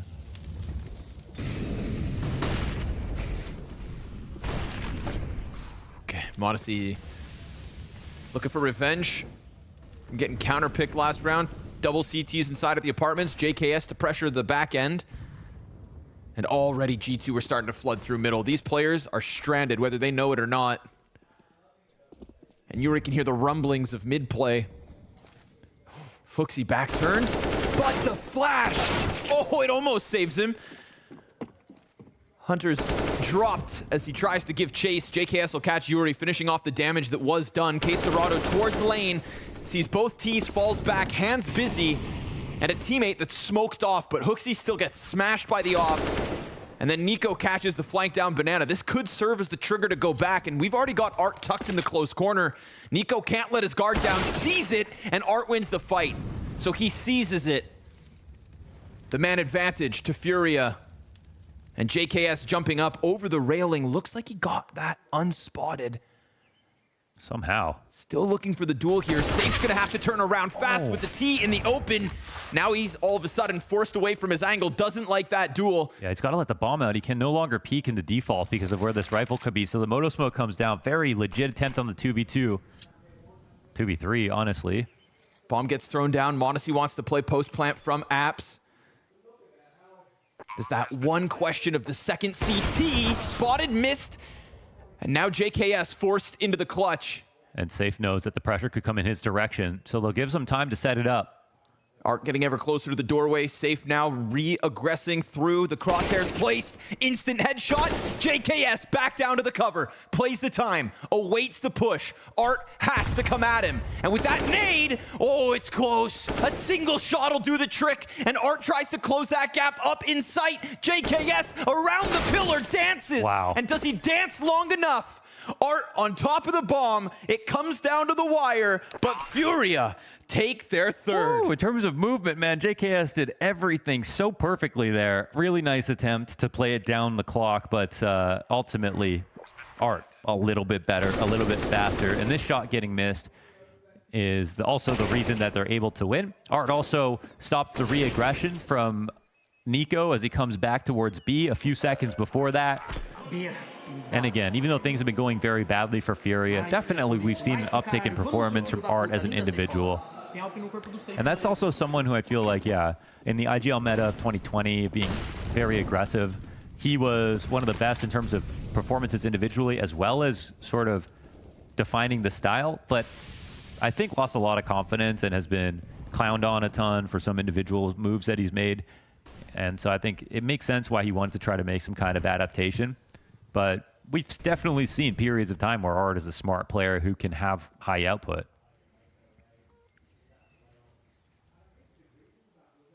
Okay. Hello. Goodbye. I didn't spot the boost right there, but...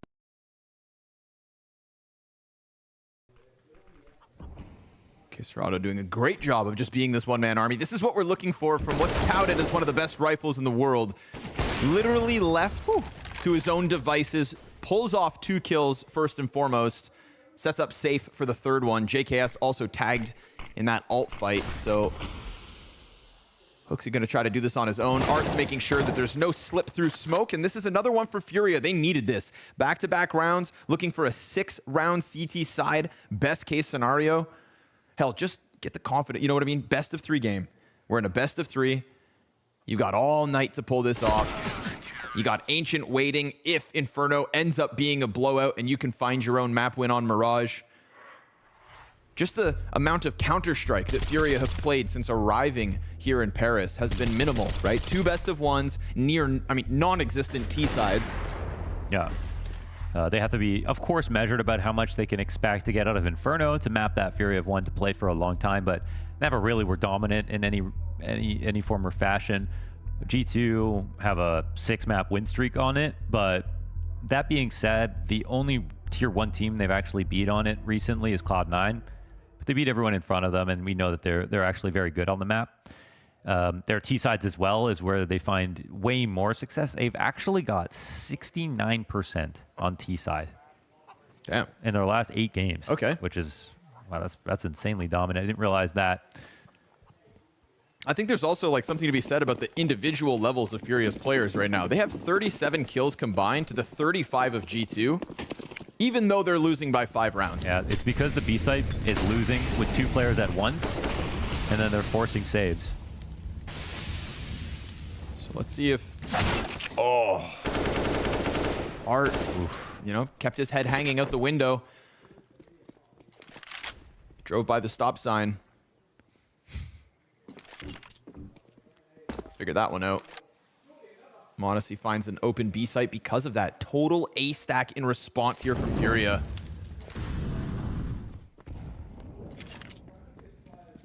And again, well, it's really simple what G2 are doing these days. They don't, no one can really stop them once they take banana control. Oh my goodness gracious. Whew. I think Safe was allowed to take that peek. Well, not in JKS's eyes. Yeah. But yeah, they wait here, top banana. They've got one of the strongest B hits possible. Just making sure nothing funny is happening, and they've got so much time on the clock. They don't need the full 50 seconds to hit into B.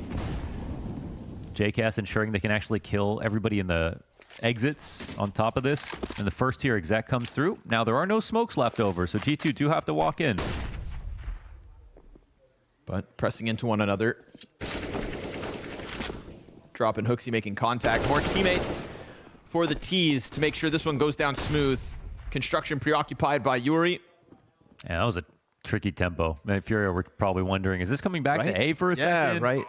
They let that smoke come up, but they didn't see anyone in the back of the site. I think it just speaks volumes to G2's comfort at the moment. Yeah. Trust in the pacing, in the teammates. Well, it's been a tidal wave of T rounds here. All different styles of B attacks, basically, from G2 that have worked out splendidly and speak to their very dominant T-side map statistics over the long run. Unfortunately, Furia don't get that flying start today, even though they could have forecasted Inferno to be the first map picked. We'll have to survive here with the op. Maximum potential of 5 rounds in this half. He's hanging on for dear life as G2 take 10. Hunter. Oh, okay. Nope.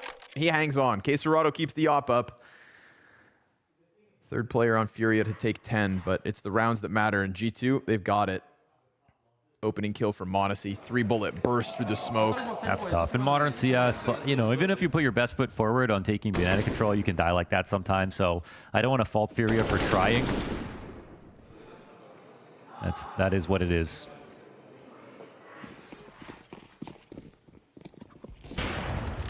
Hard to answer, though. 2 ops coming out of Furia to try and close the CT side. Art kills m0NESY first and foremost. QUESÉR to have his hands full. Hunter, clean kill. Yuri tucks into Balk. Ooh, this is the right position for him to try and come back and unravel this A site. Art's going to be concerned with Balcony instead. Pit is already compromised. Of course, Yuri can deal with JKS. But Hooksy's frag grenade finds the kill, and then Yuri instantly traded back. So considering what they had to work with there, it feels like they get nothing. Sure, 1 kill, but the bomb site falls. Art dies on short without being able to kill anybody with the AWP. I think Yuri felt spotted. That's why he went slowly, but he wasn't. Ends up playing his hand. Now Nico's just been sat back. The insurance policy of middle. Oh, with the deagle. And the flash that comes over top, just stunning drop on a desperate 1v3 attempt to close this one out. G2 looking comfortable and then some here on Inferno, a dominant T-side to kick off the series.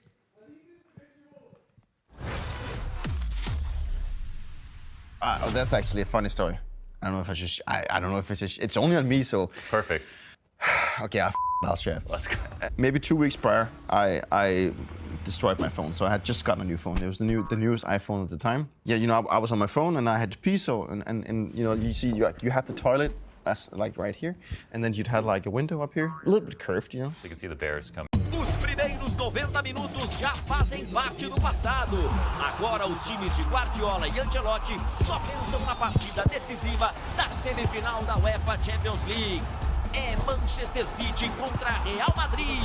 É briga boa para decidir quem segue rumo ao topo do futebol mundial. Assista nesta quarta-feira, às 4 da tarde, na HBO Max, a casa do torcedor roxo da Champions. You know, the toilet is like on the curve. On the curve, so it's like in between. I'm just like trying to get that goddamn phone out. I finally get the phone out and I look at it. It's fine. It's working. I had pee all over my hands, in my phone, and oh my god, it was horrible. Sonny kind of also panicked because he heard from outside the door. A lot of things happened, and he was like, oh, what did I do? And he didn't know it was me in there. Yeah. And then he said, hello? And I was like, it's just me, Danny. It's just me, Danny. He said, are you okay? Yeah, I just dropped my phone in the toilet. There's pee everywhere. Oh. Pants on your ankles, lying on the floor. Yeah, it was horrible. Phone stuck in the toilet. It was horrible. And when I went back to the room to tell the guys that what I did, that was a horrible thing. Wow. It's actually it's right here. This is the phone. The same phone. This is the phone. So make sure never to touch that. But yeah, still remember it. Got that sent.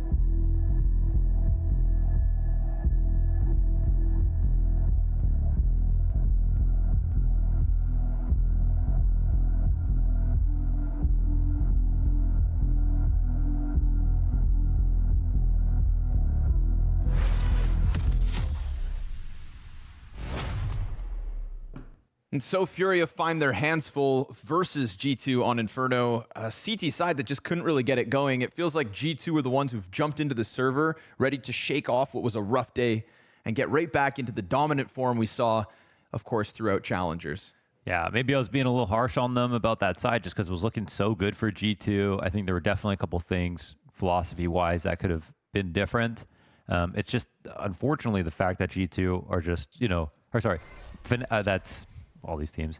Furia are playing to the level we've seen for the past day. T-side, they're looking for 1 rounds on T-side here in the Legends stage. They played 2 maps and got none of them. Were they outliers? That's what we're going to find out. Quick tempo to this one. Furia wasting no time. A-site looking understaffed. Hunter sitting up inside of the apartments, though, has a good piece of map control alongside JKS. So we'll see the retake commence. QUESÉR keeping m0NESY out of the pistol. Bodes well here for Furia. Drop. It's a 1 and done. Hunter brings it back. But they've also killed Nico towards Banana, so it's Hooksy and Hunter to try and get into A before that third T comes through. Ooh, they're letting him go. Hunter drops, and he's denied by Yuri, who's then just going to keep his head down. Hooksy uses the smoke to block off the pit. He's sectioning off these duels well enough, and then he actually goes back! Oh, he kills QUESÉR. He doesn't have a kit, but he taps the bomb, which means Yuri, you'd think, has to peek. And now Hooksy's got him pinned. Hooksy with a glorious attempt in the pistol clutch, but instead, it's Furia's fifth. Yeah, he did have him scared. That was a nice attempt. And that is officially Furia's first T round in the Legend stage. What a sigh of relief. And luckily, you know, they got 4 rounds, but that was G2's good side. Yes, they may not win Inferno, but we're looking for some confidence here in terms of victory. So let's see if they can stage something of a comeback. And let's see what the conversations can bring us to make us feel more optimistic about Furia between yesterday and today. Because you know they've talked about a lot. And a lot of it, of course, has to do with getting warm and making sure things like a .39 performance out of Yuri doesn't happen back-to-back.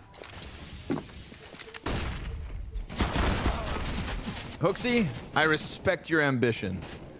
Takes that 5-7, tries to duel down Banana. Ooh. Maybe it's just to set up Nico, though. Clean double deagle.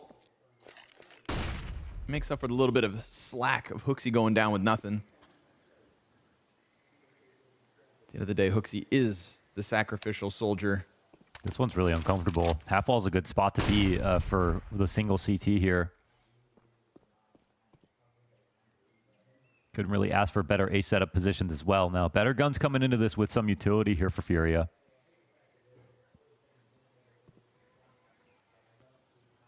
JKS getting curious.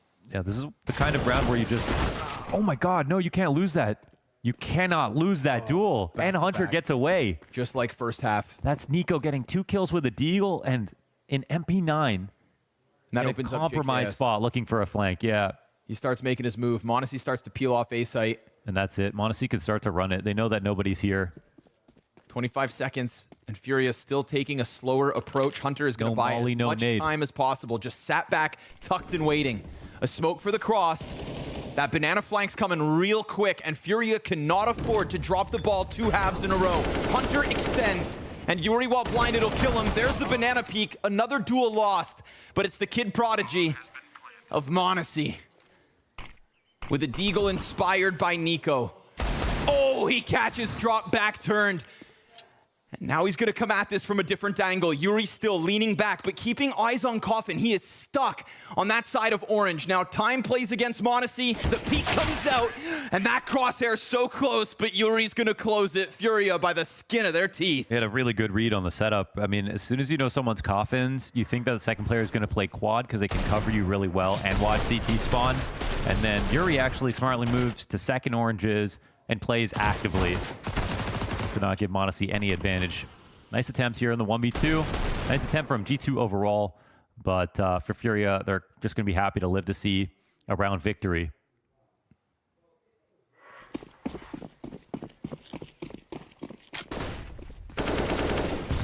Nade stack. Pure. Pure in its essence. Poor Yuri. They're going to see that as a chance to... Yo, hold up. CTs rotate. Whoa, they're not spotting that the flash comes out a little bit too late. Man, that's material given back. 3 CTs come over here, and immediately the Ts run it back to A. They're going to commit. Good. This is nice for Furia for sure. Good call. All right, maybe we get something of a real game now. I don't know, man. It does look sketchy even in rounds like this. Right? 2 rounds back to back. But if they survive the warm-up, then maybe they'll put together some nicer rifle rounds.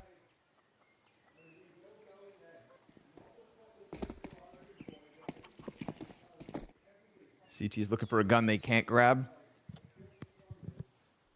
QUESÉR hears the movement too. That's 7. Nice to see Furia get through this one with more bodies alive than the last round. Makes up for it a little bit, but cash will still be in question. And QUESÉR, yeah, gets the kill and has time to turn back, but they'll still catch him off. Cost effective. QUESÉR, more effective than that. Yeah, stacking the bodies high. All right, it's calm. It's good damage, though, for G2. They set up a nice situation for their first rifle to come into the second half. Furia know that they're teetering right now. Monacy will be opping. But at this moment, as you pointed out, you know, G2's kills are not overall that high. Nico and Hunter topping the board.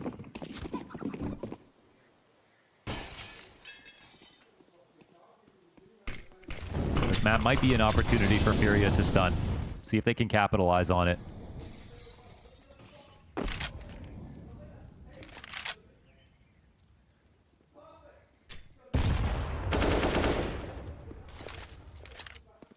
Sign of life. That's the best thing about this. A T-side that is winning rounds. Something they could not, for the life of them, pull off yesterday. First one's the hardest.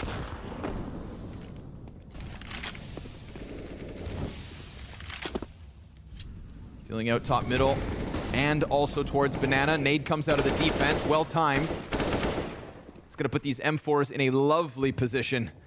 And Monacy decides to take a peek. Not punished. He'll go back, and Safe then bests him. So nice patience out of Safe, getting the counter pick, opening up drops possibility at another duel. And JKS's flash gets Hunter back around Arch side, seeing that there is no follow-through out of Furia, turns them towards apartments instead. And that is exactly where Furia come in from. And this will be laggy rotations from the B players. They're still really far away. No banana control. Worried about a CT wrap with this Arch timing getting opened even more. Even though they flash peeked this earlier on, that has to be respected. So, I mean, if Furia do this right, they've got the perfect crunch. Boils down to Hunter and JKS putting up doubles. Staving off the split, which is soon to come through Moto. JKS stomped out inside of the little pit, and Drop uses that moment as a distraction to quell Hunter. 7 seconds, and the bomb will get its plant in. 8th round for Furia. A nice little squeeze onto the A site. Calculated. Are you impressed? Yeah, I am. I was a little bit surprised to see Monacy go even farther in with the op to get taken out by Safe. But yeah, after this first kill, okay, maybe it's enough.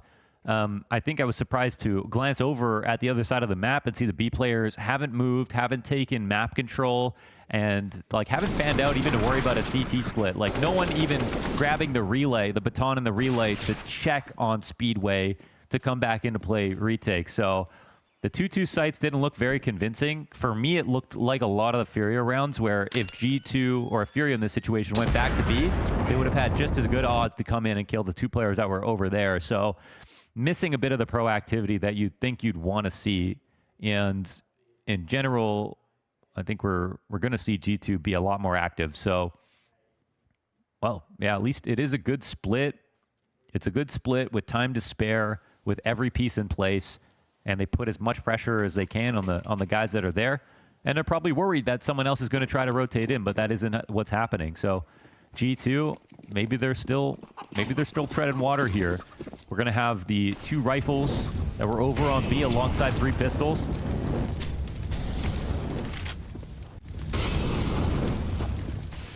In between all the fire, they get away. Oh, and Nico double senses it and takes Safe down by 80 as well. There we go. Chance to shine. Putting his name right there alongside Hunter's.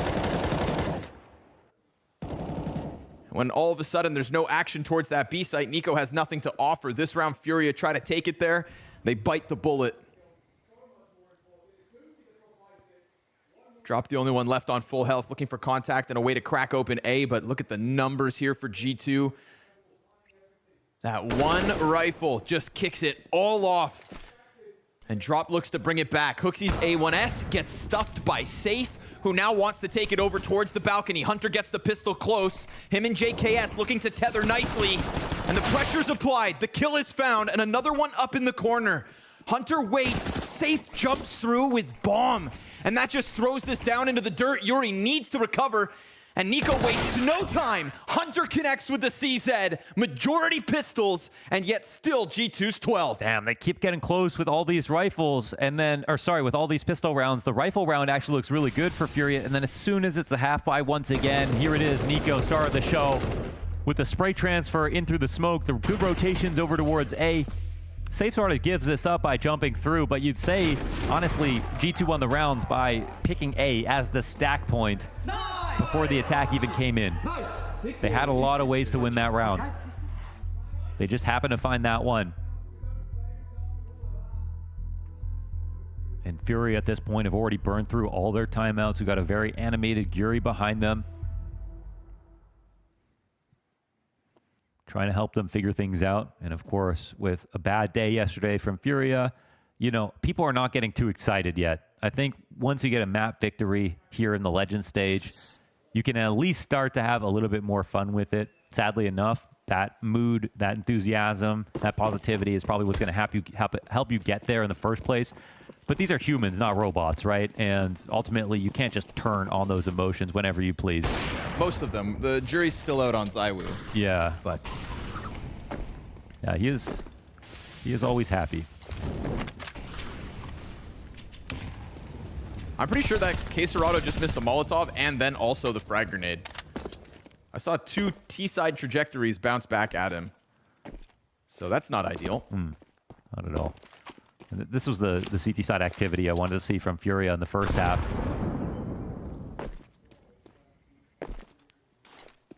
Nico, of course, is Weapon X. Both T and CT side Inferno on his banana takes. But scrolling back some months and even years for Nico, it was honestly him doing it by himself a lot of the time. And in the last few months, it has really been a team effort where he's still getting the entries, but he's so supported all the way up until the point that he takes peaks. He's not swinging into offers like he used to do, and still killing them, of course, sometimes. But he's still just comfortable all times, trying to take as much information as he can. His shot, Hunter picks up the slack. 2 backs turn to him. Simple double, but yikes. Stuck between all the fire, doesn't matter. Hooksy saves him. Things are starting to look sketchy for Hunter. Then all of a sudden, Yuri tries to pop out from the apartments, almost finding a chance to strike down one. And while we were sat here waiting for Nico versus QUESÉR, the rest of Fury is dead. Yeah, so the mid-pop fails completely. Even though the shot gets missed from Monacy, who's not really feeling it at the moment. Well, they've got Hunter. There's levels to G2, as we see time and time again. But for Furia, they don't have opportunities to miss on rounds like this. Like, they have to have very, very clean rifles at this point in the game, 13-8. It's almost very calm for this roster right now. Whoa. Yeah, that was also massive. I saw the kill feed and I was like, how did he do that? How's that Yuri's, right? There's a guy on Graveyard Stairs and somehow Hunter snaps it away. So excellent return to form from Hunter between yesterday and today. And a nice uptick from Nico as well between Challengers and Legends. You got the Kovacs popping off. And that's going to be a problem regardless of opponent. Furia simply the victims this evening. QUESÉR takes a perch. Hooksy's going to try to get those spams going. Remember, Nico got a double similarly in the past. And Hooksy's just going to fly right through, up and over QUESÉR, dude. Get outplayed.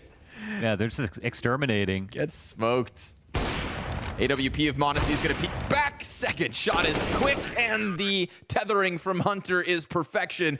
This is G2 mere moments from a 16-8 close. I'm pretty sure Hooksy jumped on and over QUESÉR. Yeah, because you heard it, right? It sounded like a run boost. Yeah. All right.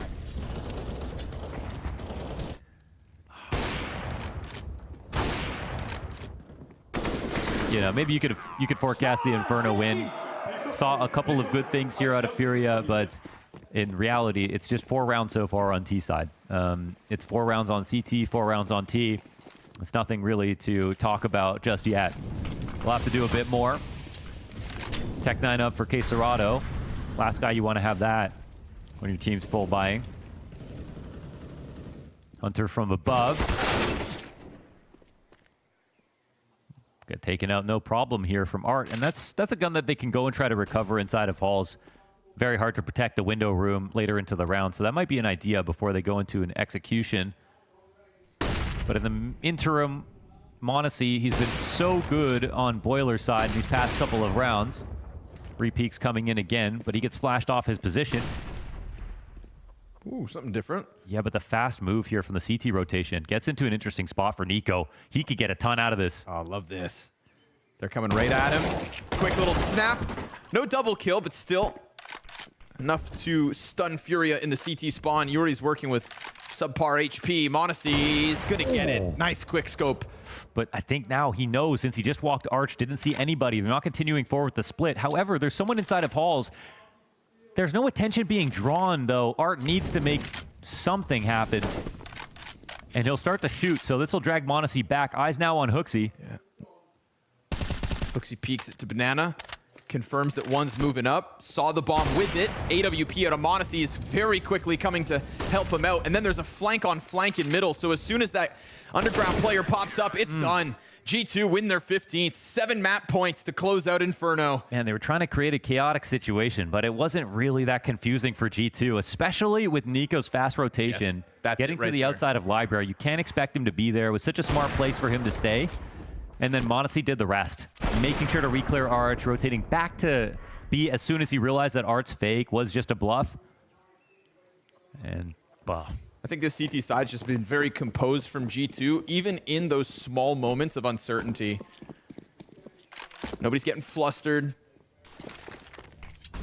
Zero panic. All success.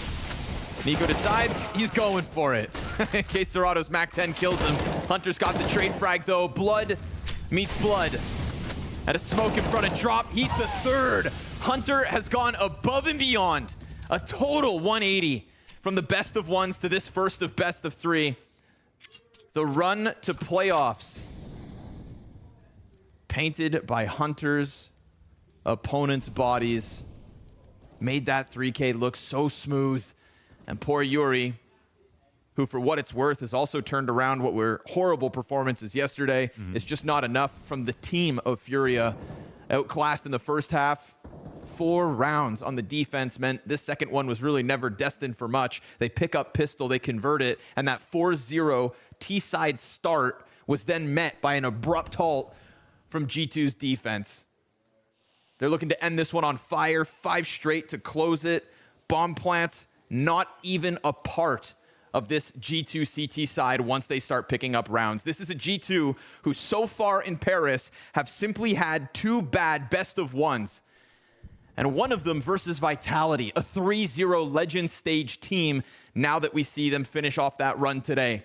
So really, it's just the recovery from the B&E loss, because barring that, this team on screen is not losing maps. And they begin with a dominant performance versus Furia here on Inferno. Of course, Mirage up next. No longer best of ones, but full-blown best of 3s. We got T-round wins out of Furia, and it's still not nearly enough.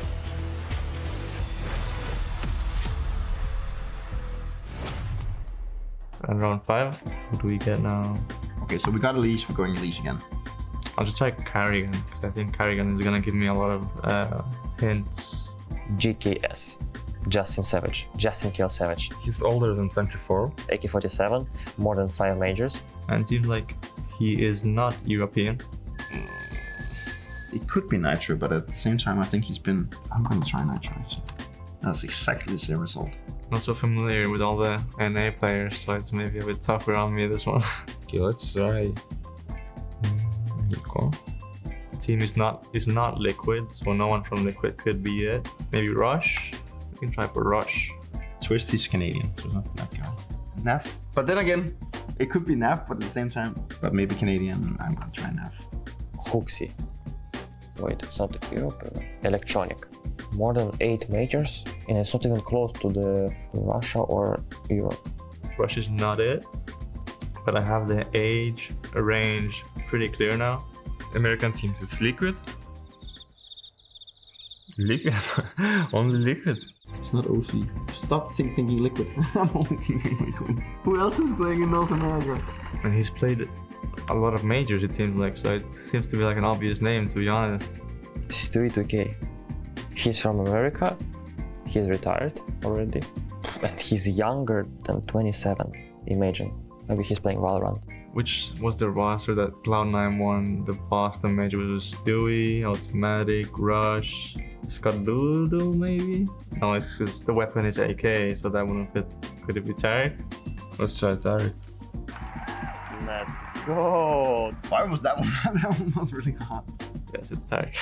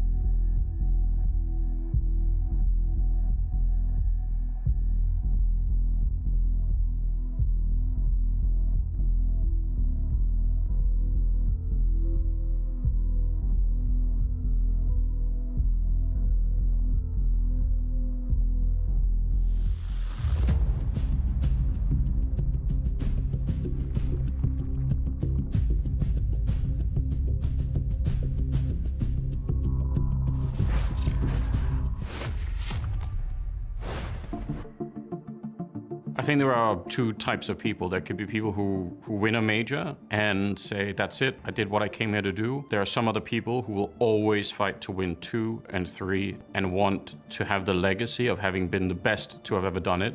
It's absolutely bonkers when you think about dupreeh being the only player ever to make it to every single major. It's kind of bonkers that you think that a player has actually done that.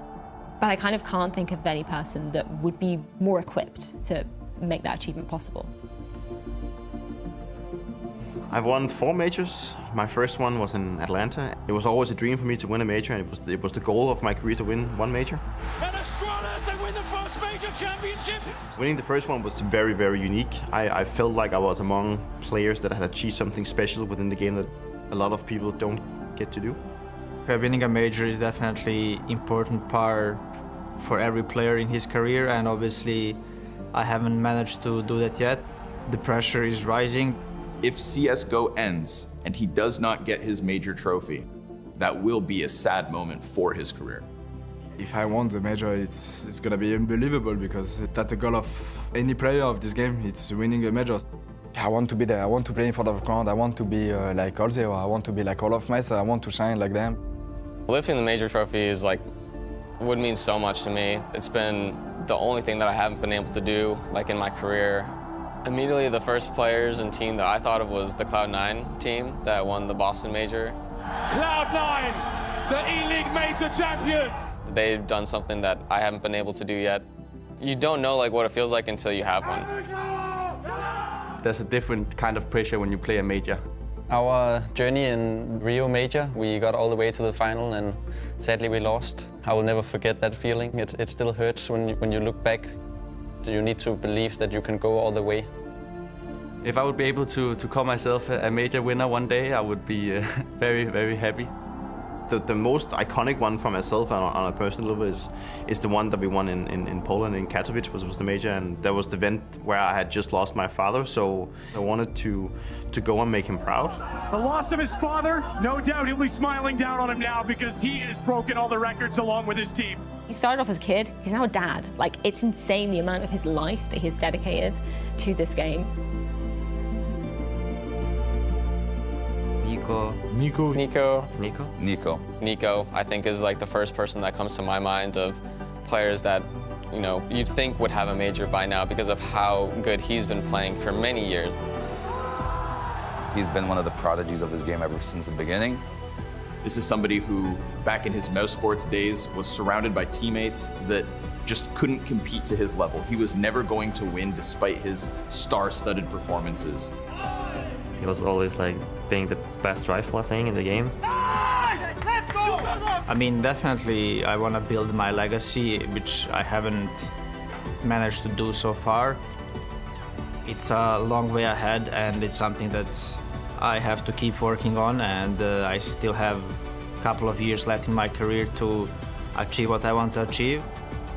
you won't have another chance to prove that you could really do it. You won't have another chance to be a CSGO major winner.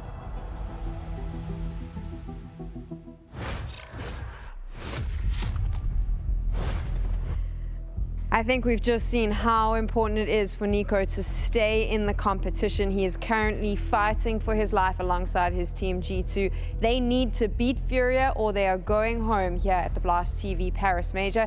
And we want to get into game. We want to see how this goes down. Of course, G2 already has a map, so you know what, let's just speed run this desk. What did you think of that and what's coming up next, Maui? Definitely saw some of the signs that were shown to us earlier about G2, the fact that in the Challenger stage, they were excellent on that T side of Inferno. They didn't do actually as well as some of those other games that we saw earlier on in the Challenger stage, but they were able to accomplish enough that it never let Furia feel comfortable, even as they were making their own little mini comeback into that one. It did feel like G2 were speedrunning that T side on Inferno. They were in control from start to finish. Again, you look at some of the individuals, Hunter had a great showing, Nico had a great showing, and all the individual prowesses that we often highlight within G2, they turned up today against Furia, so it was good to see. Who was your standout player, Pim? It would have to be Hunter. I think the man on the screen right here had a great game on Inferno. Good to see him being the one stepping up. We know that m0NESY can do it from time to time. We know that Nico does it almost every single game. So it's good that you have your second support cast, so to speak, play well. And I think this is what I expected from G2. I expected them to be the better team. I expect them to be the better players. And as I said, yesterday was a bit of a disaster, but it was 2 close best-of-1 losses. So I never really lost faith in G2, and my faith have been reinstalled, if anything, right here. I really think that it's going to be up to people, though, like m0NESY to do even better. If we're kind of looking on the other side of the coin of who kind of impressed us or who surprised us, surprising me was m0NESY actually having a really hard time in this game in the beginning. And even while playing a lot of that CT side for G2, I felt like he was making a couple uncharacteristic little extra peeks, some movements I wouldn't normally expect for him to go to, and sometimes just kind of looking like he was between 2 angles and didn't know which one he should actually be focusing on. So I think he's going to be doing better, but I'm glad to see that Hunter more or less carried G2 to the promised land on that map in particular. Furia picked Mirage. Obviously, they've seen lots of G2 on Mirage. They know what to expect. Do you think that Furia is going to get the result they want on this map, though? No. I think that this is where G2 ended. I think this is where the series comes to its conclusion. 2-0, G2-0. Yeah, that's where I'm going with this. But I also just think that Furia, what I liked about their reinvented style was what I was seeing in the CT side for them on this map. I haven't really gotten to see a great T side from them, because the match that is really seared into my brain for their new style and what they want to epitomize with it was when they took down Liquid in the RMR. It was a lot of just calculated, slower plays. And if we have this graphic, I really want to show just the fact that it's not just the art show anymore for their CT sides. It's the fact that it's kind of a little bit of everybody who are getting involved. And it's Yuri, it's QUESÉR, and Art all getting in an equal amount of opening attempts on their CT side. And I think that's just such a new look, Pimp. I mean, that's a little bit of, you're expecting it to just say Art, like 100% of the opening entries, but now it's a little bit of everybody. That's what we're used to whenever we see Furia play Mirage. There's been countless of games where I've looked towards the opening kill statistics, and he's had involvement in maybe 12, 13, 15 rounds in a game like that. Not the case anymore, but I'm not sure I like it. As I said, I liked Furia the way they were playing before this, in terms of they would at least be competitive. We haven't seen Furia do anything so far at this major. 16-7 loss, 16-8 loss, 16-8 once more. They haven't even been into double digits. They haven't made a single game competitive. Will they do it against G2 on Mirage? Yes, I think they have a good shot at making it slightly competitive, but I think G2 is just miles ahead of Furia right now. And this whole identity crisis that I feel Furia have been in for quite some time, it's only being reinforced by what we're seeing right now. They look a little bit better today, though, than they did yesterday, to be fair. Do they? They won some T rounds, but it was off the back mostly. That to me was better than yesterday.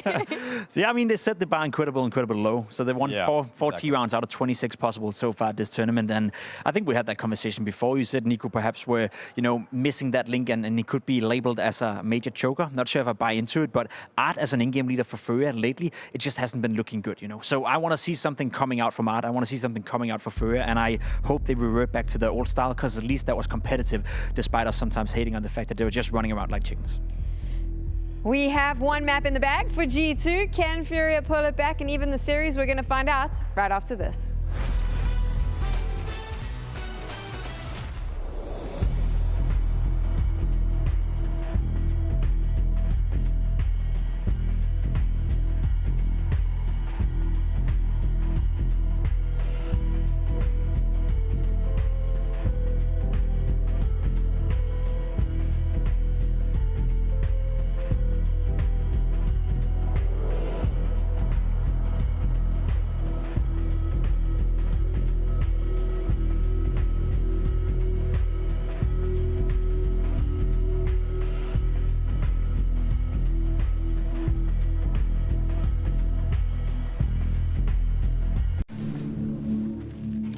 Lei 3.199. Às mulheres não se permitirá a prática de desportos incompatíveis com as condições de sua natureza.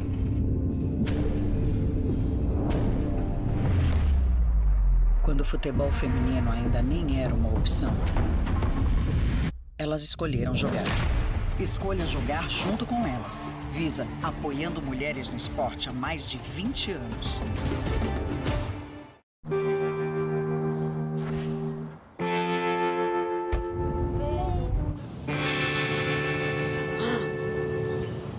Novo Fiat Fastback, o SUV coupé da Fiat. O zinco ajuda na imunidade. Os lactobacilos trazem o cuidado pra gente descobrir o mundo brincando. Onde tem chamito, tem cuidado. Os primeiros 90 minutos já fazem parte do passado. Agora os times de Guardiola e Ancelotti só pensam na partida decisiva da semifinal da UEFA Champions League. É Manchester City contra Real Madrid. É briga boa para decidir quem segue rumo ao topo do futebol mundial. Assista nesta quarta-feira, às 4 da tarde, na HBO Max, a casa do torcedor roxo da Champions.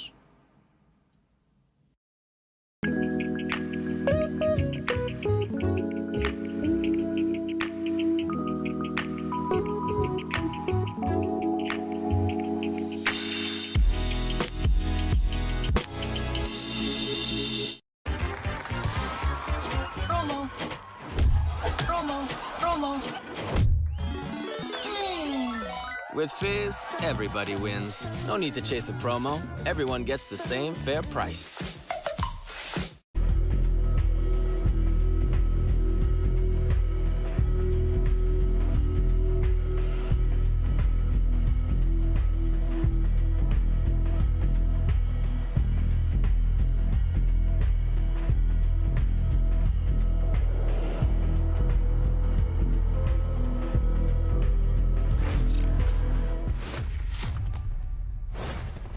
On the brink of elimination are Furia, facing G2 in a 0-2 game that nobody really saw coming. One bad day of best of ones has led us here, and we see a little bit of improvement on a T side from Furia, but as the desk said, banking on the back of a pistol win, we can't really put much stock in it. No bomb plants from beyond that point, and very justifiably, the Unicorn odds favoring G2 to close out this best of 3 and end the streak of the best Brazilian team in the world. 3 consecutive major playoff appearances could be cut real short here in Paris. I hate to keep zoning in on it, but because it's only that one day yesterday, but we could play with that pistol round, maybe one rifle one on T side in the Legend stage. Mirage will be their best chance to show their best face, put their best foot forward, and give this a real try. And they'll start right here on T side. This isn't a map that G2 play anymore, but of course in history I've played plenty. Hunter, nothing. Art, double kill. When they struggled to kick it all off on that Ancient game yesterday, well, Art did have an uptick on individual level. Let's see what he can do here. Charging through to connector, Art picks up a third. Just a one-man army for G2 to now have to come back. It's a 2v5 retake. They find the first one for free while the smokes were still up. That wall of cover letting them section it off, but Nico gets gushed, poor guy. And the Glock finds its target. There we go, Furia. Another T round on the pistol. Let's see if they can convert it, because both times they've won pistol across Inferno. That second round got sketchy. List of things I liked about this round. T-side round win. Opening round win. Fast. Art. Violence. Speed. And Art the tip of the spear. Opening kills. We know that's good. The tempo's there. Is that going to be the style of play here on T-side? If they revert back to their old style, it suddenly works. Then never change again. Never change again, and wow, it would be historic to have a team completely be ripped from their style, be pushed away, be bullied out of it, and to bring it back in, then to make it look good suddenly, and then wonder why they ever took a siesta from it. That would be special. It'd be such a great lesson for all the kids out there. No matter how much people criticize you, never change. Never change. Even if it's toxic. Keep being weird. Being toxic is a choice. You always have enough money for a deagle. $700 ain't nothing.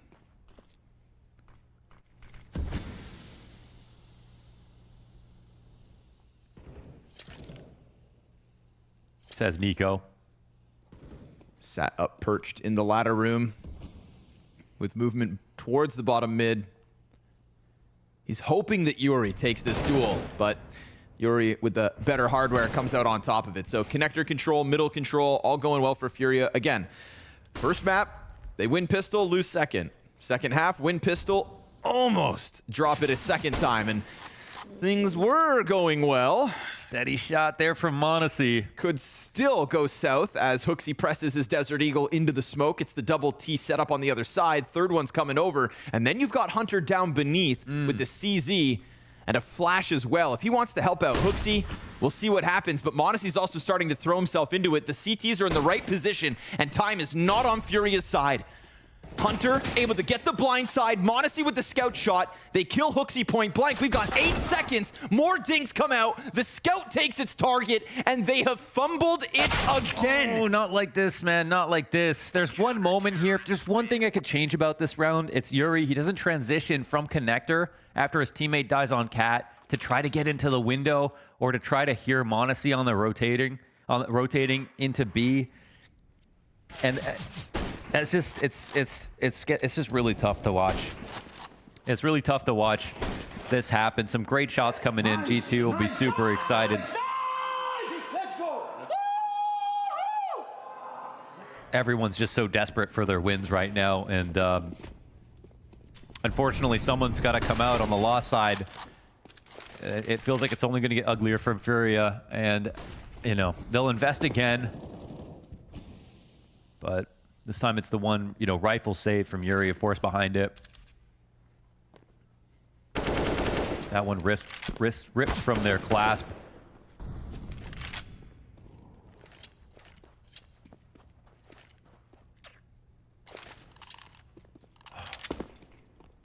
Yeah. Yeah. For the sake of good Counter-Strike. Yeah. And the sake of variety and, you know, multiple regions succeeding all at once, and just can't have it all, though, can you? For Brazil. Queserado at the RMR, you know, when he says I have a lot of confidence, he says it in such a way that it's different than when other players talk about it. He's been playing this game for 10 years. He's been top of the game this year and the last. Such a beast rifler, and even though he's a more emergent storyline than someone like Nico, you know, he's on par in recent times. You really want to see success for a player like that, and for a team for the most part who have stuck together. You know, their core. Yes, it's been a long journey. And a stubborn long journey. Yeah, sure. The style and never changing, and now was finally when you know they decide to bite that bullet. But hold up, dropping Queserado. 4v2, but Nico, my God, he can back's turned. He's lost track of the ramp player. Still, he holds off. Oh, it's clean. He turns back to Queserado, who just got himself into the coverage. We've got 2 back towards Ticket. Hunter getting closer. And these T's with jiggles around all these pieces of cover. There it is. Art takes the head off. Oh, man, they were sketched out. Nico just reveals himself from top Tetris. It gets scary for a second. Who's been living in my house this whole time? Yeah, he's been up in the attic, stealing crumbs at midnight. A parasite. But that's great for Furia. That's what they need. A bounce back with a force buy of their own, convincing themselves that they too can win with the lesser weapons. Okay. That Mirage is where they leave their mark on G2. Yeah. So yeah, it's kind of funny because, like, you know, Mirage is a map you think it was synonymous for G2 for funnier reasons than not, honestly, for a while, because it was like G2, oh, they picked Mirage in a grand final. Guess it's 0-3, you know? But since then, they continue to play it, but in these recent games, in these recent months, they just haven't really been tested on it. It's not something they pick. Most teams aren't picking it versus them. So, yeah, there's a chance. Of course, if Furia played their best right now, I would say, like, there's a pretty good chance they win the map. But based on what we've seen, nobody's really that confident. But even still, never safe. We saw G2 on those half buys on CT side on Inferno. Yoy. Oh, and that jump will actually make it so they can't punish. Drop, he turns. Recovers. Yeah, well. Nico still trades it. Yuri's close enough to chase it. Art could also catch him on the fallback, but remember, Hunter has an M4. Uh-oh. Yeah, I mean, look, the congregation of the T's towards the A side. 2 players getting close and comfortable. Nico looking for a bit more. They've got Monacy trailing in behind them. The bomb's starting to work back a little bit, but it feels like it's still ending A, of course. And at a minute, Art only goes 1 for 1. It's just 1 for 1 for 1 for 1. And when G2 don't have that much to play with, it's making them look good. Hunter leans it back into the bomb site. Still, this M4 hopes to thrive. Hooksy's going to be flanking, but a little contact out from Tetris could catch Hunter exposed to Safe. He crouches down beneath it, spotted. The damage is in, but Safe ends up picking up the duel. It's just the USP on Monacy, so understandably goes down. And Furia just inch their way closer, getting into the bomb site, prevailing here with 3 players still alive, hanging on to the nades, you know, for the fact that we do go 1 for 1 for 1 for 1. Nice to see Furia then just get back with a fury of 3 kills. Yeah. But Hooksy's going to get close enough to Safe. Damn, still doesn't die. And Safe picking up 2 kills there off the AK. I was sat back criticizing Yuri's performance yesterday as well, but on that ancient map, you know, we really did miss the core 3 of Furia. Yeah, no and kidding. Safe's struggles were just as real. That's somebody who has brought an op presence into Furia's success as of late, something that they always seem to be lacking, except for when Henny was there. Yeah. They brought him in, an opera that could thrive within Art's system. It felt like we would never find it. Safe has been impressive, but he never plays the same versus better competition. Always powers up versus slightly worse teams. And that's not a really great sign. Ooh, Drop will die to the stack on the A ramp. I mean, this could speed things up, but it's a pure default here from Furia. Bomb is no position to pick a site at the moment. So the CTs, well, they'll spread A ramp, they'll take a gun back, and they'll survive as they escape. Monacy picks up the AK, but this is a round where nobody has armor to work with. The most important vote we've had on Blast TV. The answer is definitely yes. The answer is definitely yes. All right. Can Hooksy's big brains figure this one out? Everybody's starting to rocket over to the B site. Beretta's ready. Yeah. Ooh, shot gets missed from Safe, and that's rotators coming in. That's 2 players rotating in. But finally, the kills come down in favor of the T's. JKS with 1. Hooksy slides out. Nah, nothing else. All right, well handled. Getting through with another 3 players alive. All is good here. Yuri 7-1 the start. Safe again, just adding a bit into this. And it's a 4-round T-side, 5 rounds deep. This is what Furia needed. Yeah, they shake the narrative of the T-side's not working out, show that they can play well on this map, show that it's a good veto choice for them versus G2. Put up a great offense. And now that's a bit more calm. Go into the rifles. And then we'll see when G2 are even strength, if they can keep up.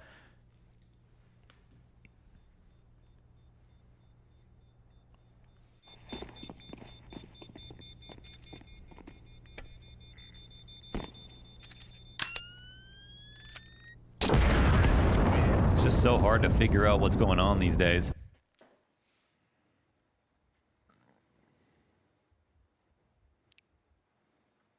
Do you mean because of the rise of misinformation on the internet? Yeah, that doesn't help. Can't trust images, can't trust music. Only trust you, Connor. Tell me what's going on. I'm trying to figure it out. I'll get back to you. What I know now is that Furia are fighting for their life in Paris.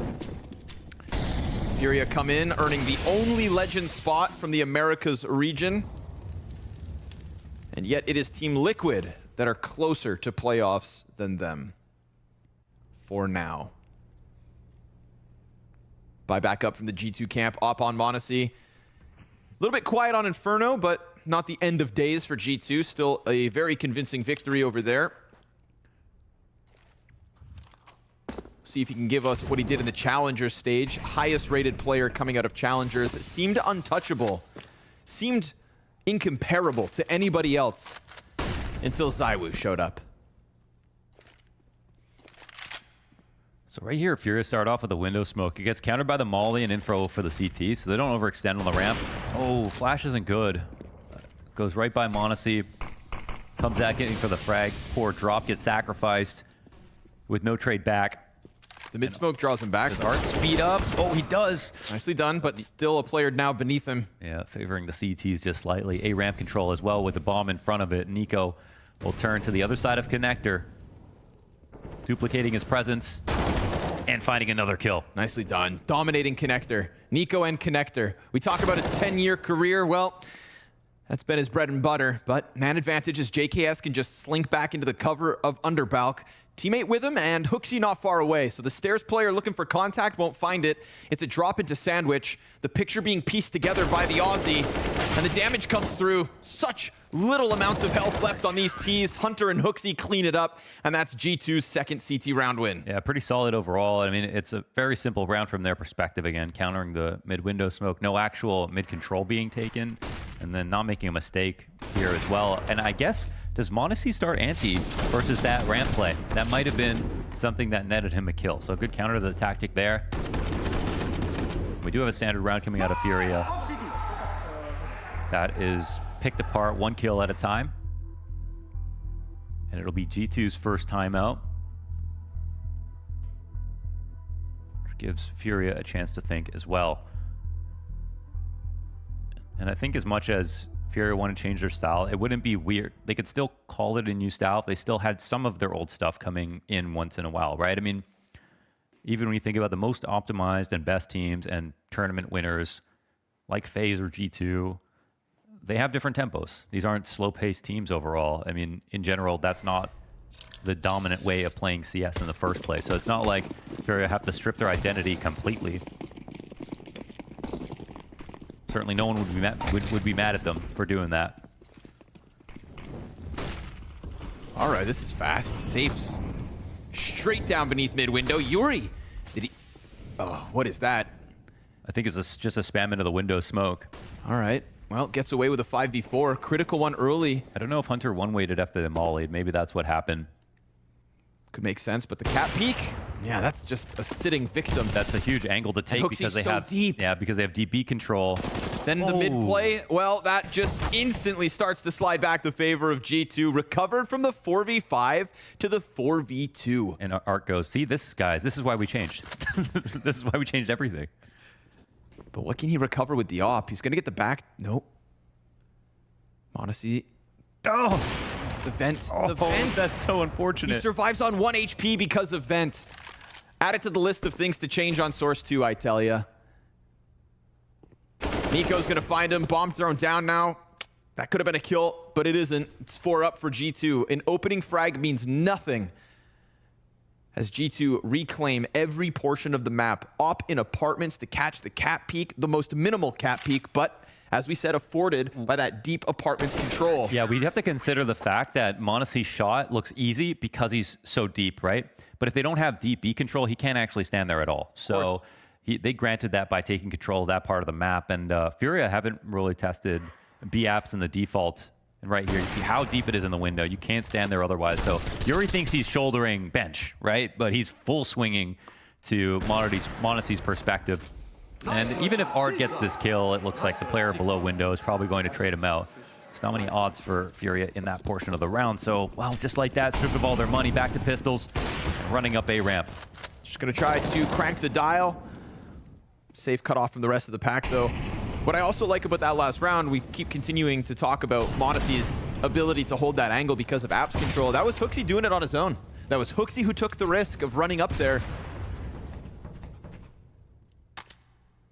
His form criticized at times, but I remember when he had that uptick in individual performance, you know, he mentioned how JKS was helping him with his warm-up routine, how his mechanics were getting better because of the talent he was surrounded by, that he was putting time and energy into becoming a better player because he knew he just couldn't cut it with his past inabilities. So it's nice to just see him feel confident enough to go on an adventure up through apartments like that. And the fact that he also catches a kill bottom underground with a concise amount of bullets. Yeah, he played well last map as an individual for sure. And you know, it's been clear in the past couple of early tournament exits for G2 that, you know, you don't want to be too simple about it, but you know, look at his matches. Some of these maps, he was just getting 8 kills, you know, 5 kills. His individual level does matter and was starting to fall off again. And I know it's really hard to keep up in today's game. And Hooksy is on this team for his brain, of course, more than his mechanics. But even if we see peak sometimes, it's not something that we're going to see just drastically improve over a long period of time. That's not the reality. But there's a massive difference between averaging 8 kills a game and averaging 12, 15 kills a game, especially with the teammates that he has to play with. So putting, I think it was Stannis a lot of talk about this at one point, that as an IGL, you know, he recognized that there's a lot of prep that has to go into overview, like the term that Acor say, what all of his teammates are doing inside of a round, but then also taking some time for himself in a round to make sure he gets his kill, holding his good angle, make sure he locks down his easy frag. And as an IGL, he would split up his practice time into individual time and team time. Nobody's going to be able to win tournaments 4v5 these days, and that's something that has to be recognized. And unfortunately, some players, you know, Hooksy doesn't have the talent of Nico. Nico probably had put in half the work and be twice as good as Nico. That's just what he's got. But nade? Ooh. Nah, they backed up real quick. Good job. But it does mean that he's got to put in some extra time. Of course. Yeah. Can't disregard that element of the game. Oh, and this element of the game has been working out so well for G2. Taking over deep B control over and over again. Especially seeing the fast apps play that just rocked in. Oh, Hooksy on top of the refrigerator. Just catches Art completely unprepared. That boy cold. Give it a chance to fall back. Tagged up by Yuri. He will get away. Couple glancing blows to the side. QUESÉR, meanwhile, wastes no time perching up on the railing, and Nico's going to catch safe further back. And you can just see that Nico's wary of the possibility of Cat being compromised, of QUESÉR being in ladder instead of where he is. But QUESÉR's patience works off perfectly. He just allows Nico to feel scrambled and gets the return frag back. Something to work with here as QUESÉR takes map control off this kill. m0NESY's so preoccupied with that deep CT flank that JKS is forced forward on ramp. This has created a pocket of control for Furia to try to flex if they want to get back into the lead here on Mirage. But of course, JKS never shy to get up into the ramp. A master of forward A positioning on Mirage. Something that's happened for him a long time. QUESÉR not quite able to catch m0NESY just yet, but the bomb and the T's are getting ever closer, and so is G2's defense. We got 4 seconds on the clock, nothing left. They could sense they had an opening. They could crawling forward, but then it's just a trap. They're so scared to go for the commitment and the plant and the pace that they end up losing one after time. Yeah, just not enough map control right there fast enough. And, well, for G2, it's the opposite. Minute 15, deep B control. They knew he was around here. They didn't know which angle. And this works out so well. And then, yeah, also a problem to just phase the window smoke right thereafter. Get some more material in your favor. G2 very much back into this game. We touted that T-side improvement on Inferno, but 4 rounds there off the back of pistol and conversions. Same thing so far on Mirage. Quick little pop targeting the B site. This is armored pistols, and it gets shut down in an instant. Good utility. Both CTs, individual duels. And you see how that just takes all the wind out of Furia's sails, stuck in open water. It's so hard to be enthusiastic about the game because you want to live in the world where it feels like Furia could win. Like, that's the only point in enjoying a match, right? The thought that it could happen. And I don't think Furia have convinced themselves that that's possible just yet. We need to see a little bit more out of them. So the half isn't over. They've already had that good start. This is going to be potentially their last map here at the last CSGO major to get a word in about what they've tried to do. This is the pinnacle of all of their progress. This is the apex of everything that they've worked towards, and you wouldn't want it to end like this. No, because the sad reality for them is that ever since the end of the pandemic, where we saw them just dominate online when it came to NA play, it was quarterfinal, this idea that that's as far as they ever get. Top 8 and never better. Semis in Rio. Finally progress on a major stage when it mattered more than ever. And we thought to ourselves, why not? Why not continue that trend, to do it again and maybe just push it even further? Anything felt possible for Furia, And then a stylistic change seems to have taken all of that momentum and cut them so short that they won't even make it to that playoffs. That's such an important point about their story. You know, some people can aim to win the major, but they were just aiming for a bit more progress, getting closer to that grand finals for a chance at being a championship level team. It's one thing to stall out at the same place every time. It's another to go backwards. And that's what Furia are currently facing. The sad reality of this map. 0-3 is not something we'd see next to Furia's name. Forward control on ramp here from G2. They got a couple pieces of util left over and tons of time for Furia to still figure this out.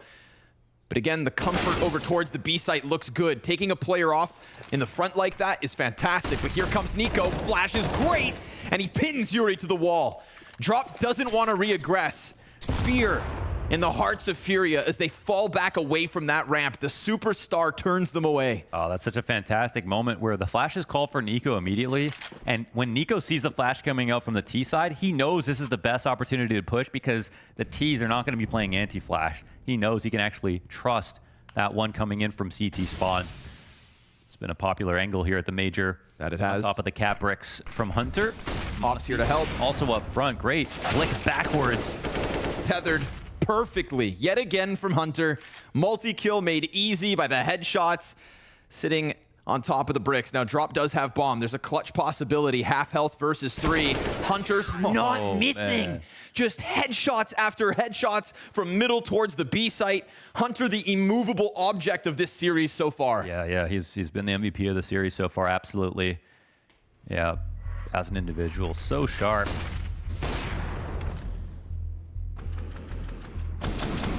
Crazy how much talent is in the family between the two of him and Nico.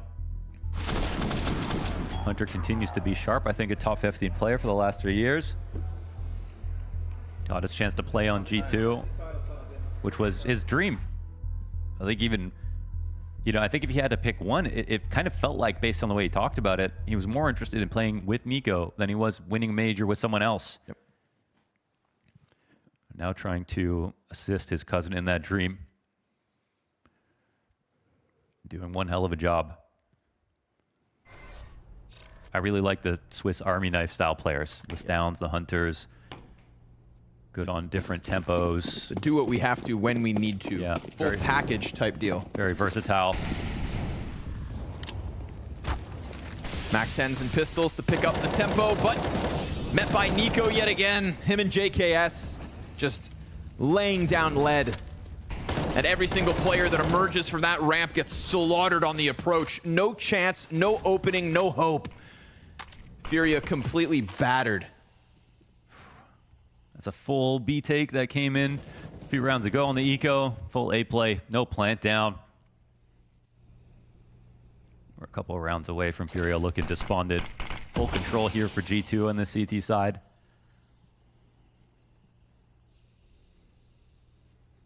They might honestly be thinking about the next match already.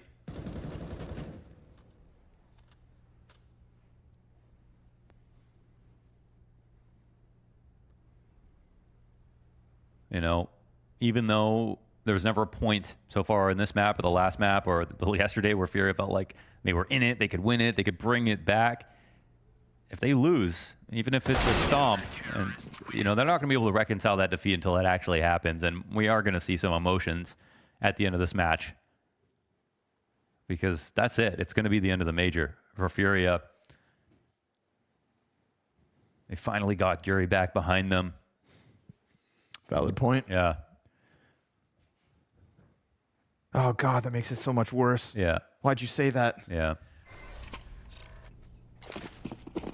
Remember when he got unbanned at ESL Pro League and mentioned just the elation in his face and his voice in the camp for Furia that he was going to be able to come and play and prepare with them.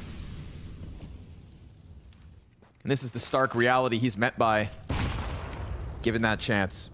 And they look so good at the RMR. They look so good in Rio. Yeah. Yeah, you called the FaZe upset based on the RMR performance. I watched your YouTube. I learned from the best. That was a good win. But sometimes it's hard to see how long the honeymoon's going to last. It's kind of like, why wouldn't it keep working? NiKo feeling comfortable here towards middle. Yes, top mid belongs to the T behind box, but JKS is there to support it. m0NESY just strikes from above. Lightning takes down drop.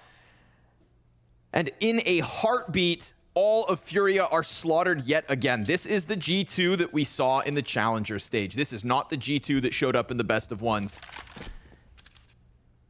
Yeah, just drawn into middle and crushed in the same spot. And safe without any options. It's just been such a, I mean, literally quiet across the map. Things are moving slowly into everything going wrong at the same time. And that's G2 on fire. HooXi with the final kill. 9 rounds here. 7 rounds away from knocking Furia out. Not looking like they're even going to stop on CT side right now. More ridiculous shots out of m0NESY. Every single player in middle gets theirs. m0NESY into underpass, NiKo to top middle, JKS to the second one trying to emerge. Goddamn. That, my friends, is 8 rounds straight out of G2 without even a bomb plant for Furia. And they're going to limp back into it round 14 with measly pistols. A MAC-10 to cross towards window. This is where we saw them get that 5v4 once upon a time.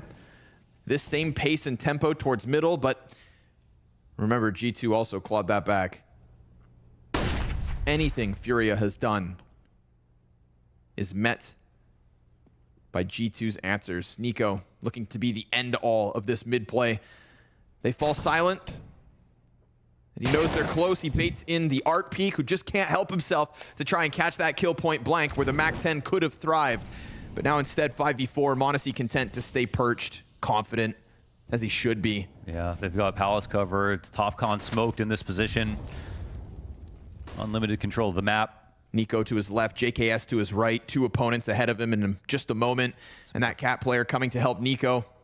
They emerge through smoke. Ooh, drop with the deagle. That kicks this off well enough.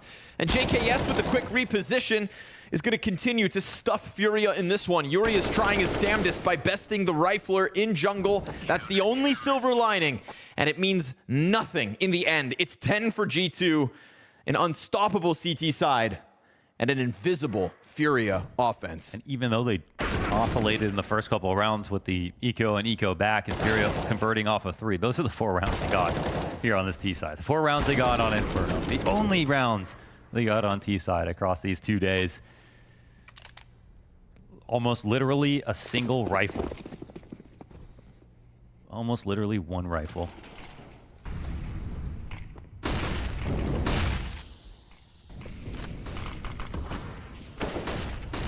NiKo off the flash. Perfect! 2 kills.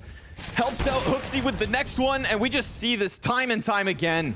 The meat grinder that meets Furia on all fronts. They tried to get electric. They tried to crank that dial, but their dial near done turned to a near mute. All of a sudden, Furia very much facing elimination. If they can't pick up a pistol, we're done here.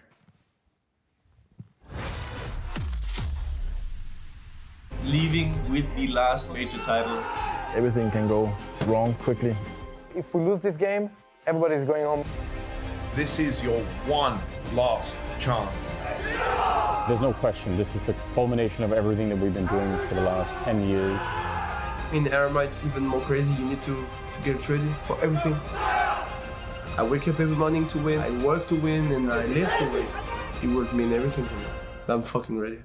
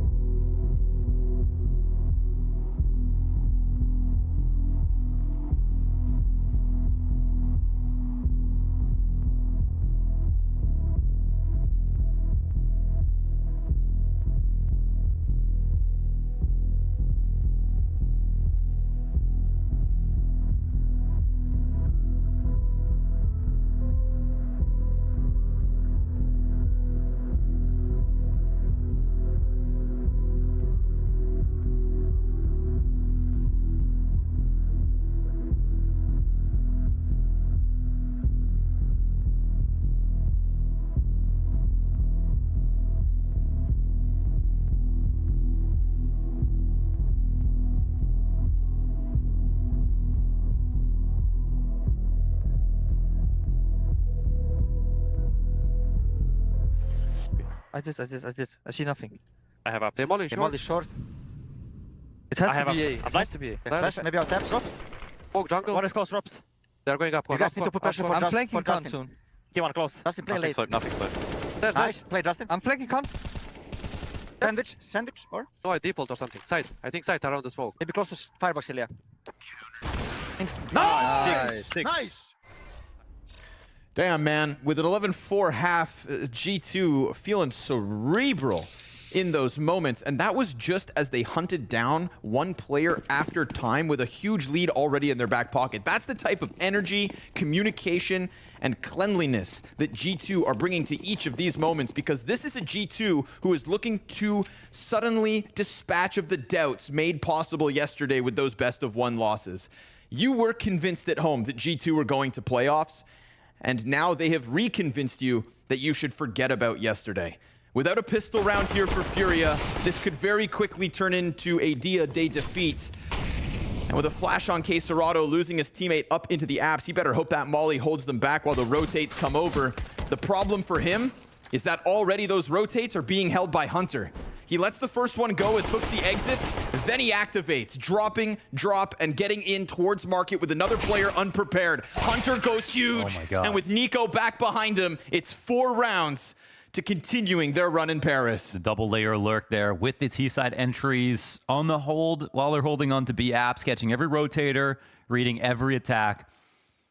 And this is where, yeah, it's the doomsday here for Furia, unfortunately. 12 rounds for G2. They're comfortable. They're relaxed right now. Unbothered, moisturized, in their lane, focused, shoulders down. First pistol round G2 pickup in this series. We talk about the non-existent T-sides from Furia yesterday. We talk about the 4 rounds per T-side coming off the back of those pistols and momentum and nothing else with it. So you can't help but feel like without this one, we're done here. Or rather, they're done here. Looks like G2, if they do win this, will be playing against Fnatic tomorrow, which is a pretty favorable draw considering the other monsters that are left over from the 0-2s and the 1-2s. And so, yeah, like you're saying, this would be one of the harder matchups they'd have to get through. It inspires confidence thinking about G2 and their potential of surviving an 0-2 run. And depending on what we get into playoffs, there's going to be a lot of teams that, you know, started off 0-2, 1-2, survived, and had some miraculous comeback. They're all almost going to be able to brag about that.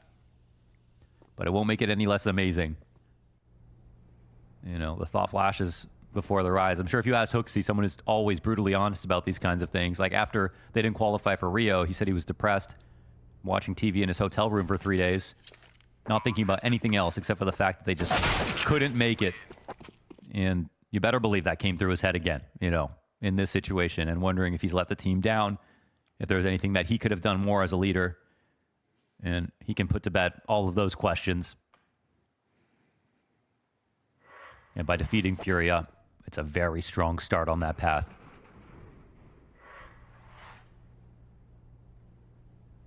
Squats are really good for overall health. Really important. It's important to start, you know, your day with that.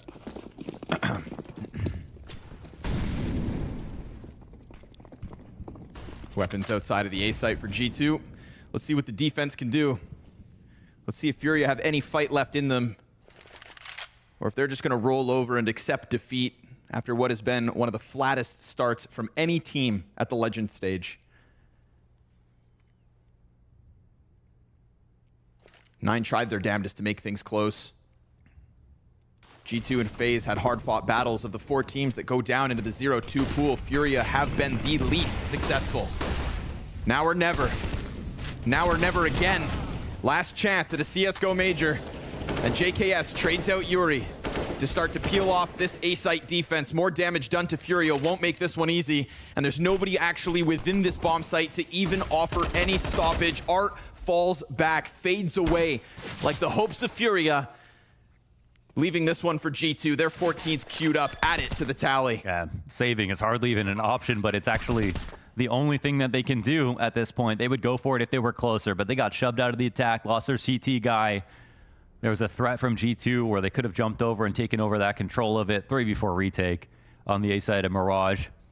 Onto very low utility already. No hope in hell. Furia save against match point now. Series point, tournament point. And we'll say at least we keep these guns, but that's it. A simple exec out of G2 just to test the waters. And it works out perfectly. I mean, first kill from Yuri, but JKS Skalil trade. And just the damage that ends up coming through the smokes. I mean, Hooksy finishes off safe. Art got taken down to half as the stairs smoke obscured his vision. Didn't stop the bullets that came shooting through. 10-round deficit for Furia. You could see it on Art's face. You know, this is where you're just going to start thinking about it. You don't want to, but it's becoming real. Gary going to try one last time to rally the troops. It was in 2016 that Brazil proved to the world that they could represent the Americas region, that they could win major championships, and that they could do it more than once.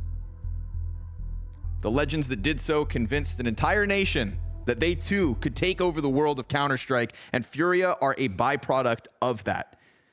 Having picked up the mantle as Brazil's #1 for the most recent years and being the mainstay of playoffs, for them to not make that top 8, the disappointment of a passionate country immeasurable. Look at that round history. Look how out of this match Furia really are. A quick boost out of safe, doing anything to try and make this happen. Anything to get a trade frag, to get a hope, to get the dream going again. And Drop will do that. The double kill that could end up forcing G2 to trickle into the bomb site that still has somebody inside of it. And not just any somebody, one of Brazil's best. 3-13 is KS Serato. Oof. Where has he gone? Not a single stat that we can look to make things look better in this dark time. Here on the back end of Mirage, got 2 A players push forward. Good positions overall to try to put up a defense in the 3v3. Honestly, couldn't ask for better spots, but how will they respond to this connector smoke? As G2 fan both sides of it. Yuri, eyes wide open. He got a kill on hold on the last round. If there's anybody. But 38 seconds, and Nico's looking to scour the B site. Queserado, you talked about his individual level just now. Tucked back quietly in the corner. Nico still hasn't been able to find him, but he's going to get the angle. Yeah, he will get the angle. Let's see if Queserado can get the adjustment. He does. The contact made. Queserado puts up the kill. Yuri then finds the next one. Monacy's all that's left, and Art will find it. Furia. There's 5. Okay. And it's a long road back. Yeah, the 2-for-2 trade in upper B into the mid round. That goes towards A, but a really good, positional maneuver from all 3 players involved to cover the majority of things. Of course, it would have got ugly if Nico got his frag on Queserado, and he definitely had a small edge right here where Queserado gets spotted, but the adjustment is perfect. And Furia fight on. G2 had such an easy time. They barely used any timeouts. Only the second one called here. Nearing what could be the end of the game. We'll see what the idea is going to be.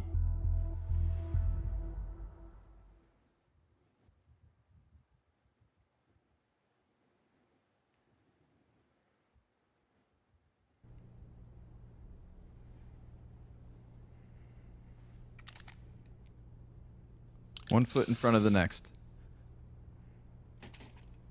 Step by step. It's getting hard to use platitudes like that now, isn't it? It really is. It's like if any game would call for it, it would be this one.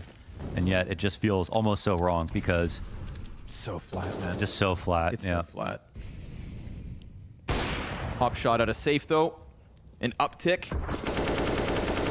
At a furious 5v4s, Nico doesn't get out with a kill yet. Drop duels him, wins it. And a 5v3 here for Furia, a CT side that's got a chance to start. Wouldn't be the first 3v5 that G2 pick up. Frag grenade, a warning sign. The CTs aren't far off. Yeah, they'll rush back into getting control of CT spawn. At good timing. And escort QUESÉR forward into the site. Should be perfect for the defense. Two smart moves here from Furia in these types of moments to read where the three players of G2 are going to be attacking from. G2 wait long enough that we do get Furia sliding in, but then Hunter catches Yuri. A little misstep, and the timing catching him in the middle of it all. QUESÉR doesn't feel comfortable here whatsoever. Safe's op extends around, doesn't kill JKS. QUESÉR will get the job done. Gives himself a smoke to just play behind. He's low HP, and m0NESY's alive, hungry. Art's AUG over the top, clears out the sandwich. QUESÉR's died in the meantime. Ooh, m0NESY, you feel it? The first one's his, but Safe's got the angle, and so Furia have got another one to try and make this happen with step by step. Step by step. Little aggression inside of middle. Control of the B side. Safe's opener pushes them forward over on B to try to get some compensation back quickly.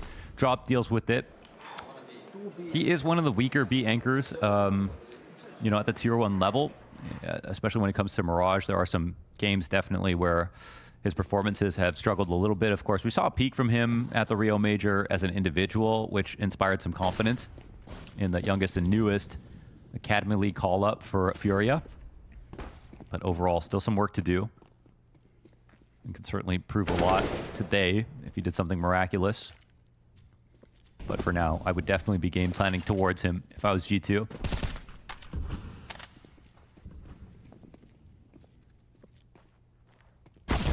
Good chance for Art to just go flex. Just the pistols. So it's 2 down smooth. QUESÉR going to try to guard that M4. They're going to send a man on it. Good run boost into the cover, but it all gets cleared up. QUESÉR's nade finds its home, 7 to Furia, still half the round count, and you can tell, of course, by Furia's body language, there's still no excitement here. There's nothing to be celebrating. It is just fear that keeps them going. Yeah, fear and hopes for a better CT side, which at least that's something that hasn't totally been up in question. I don't know. Honestly, even that has. It's all just been a question. It all has just been a question. Furia's performance in Paris, one of the biggest question marks. If they fall flat, we'll be left scratching our heads, as I think it's confusing to try and figure out what's next. If it was redoing the system instead of replacing Art, and then that system has failed you this badly, do you revert? Or do you make more drastic moves? Yeah. Push out top middle from G2. Ladder player decides to dive ladder. Coming back though, drop. Preparing for the fight. 2 to the right side and nothing. It's Hunter with the instant kill. Safe can't expose himself to the apartments and he misses his shot. But Art will pick one up from the other side of the map. m0NESY trades that back instantly. A smoke to go down inside apartments, but everybody who's trying to come help Safe is dying. And they know where he is, so bomb can leave. A site is clear for the taking, and that is a golden opportunity for G2's 15th. They've got a man hunting down the Opper, which means cleared out will be Furia. Money will be in question, and so is their future. 8 attempts to close this series from the superstars expected in the playoffs. There's something about the finality of this last CSGO major that just makes this different, you know? At Antwerp, there's another chance. At Rio, there's another chance. But this is the final chance here in CSGO, and there's something different about that. I think it struck everybody, for all of us who have been around for so long, where it was just like, what? This could end? Like, that didn't seem real for a long time. Counter-Strike 2, literally a meme for years. The idea of the game, you know, moving on to a new engine and things just having a bow put on them before we start a new history. But that's a reality, as we saw in the documentary a little bit earlier, people talking about what this major means to them. It's on everybody's mind. It's an open secret, and it's unignorable. And in that content piece, how many players said Nico's name when it came to individuals who deserve to have had that major? Maybe deserve's not the right word, but you'd think had earned. MP9s and M4s and a Deagle here for Furia. That's all that they have left to try and keep them in this. The consistency of their playoff performances, time and time again, it's all in question.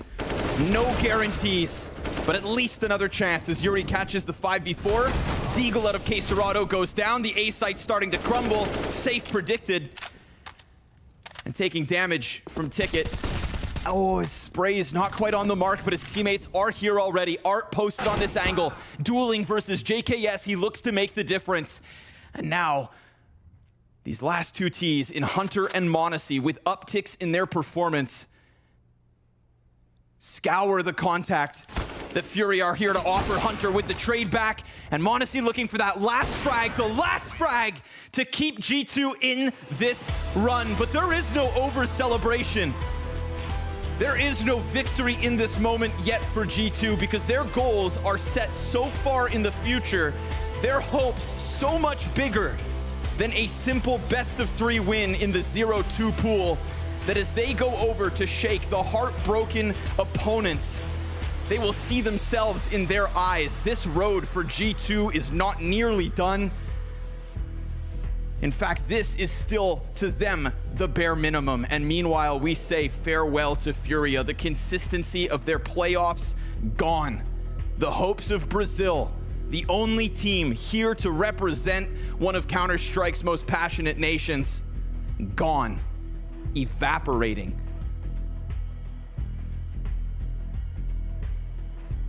I mean, Scorny said it best there. There is not going to be a Brazilian team at the arena stage of the last CSGO major. That was not on my bingo card.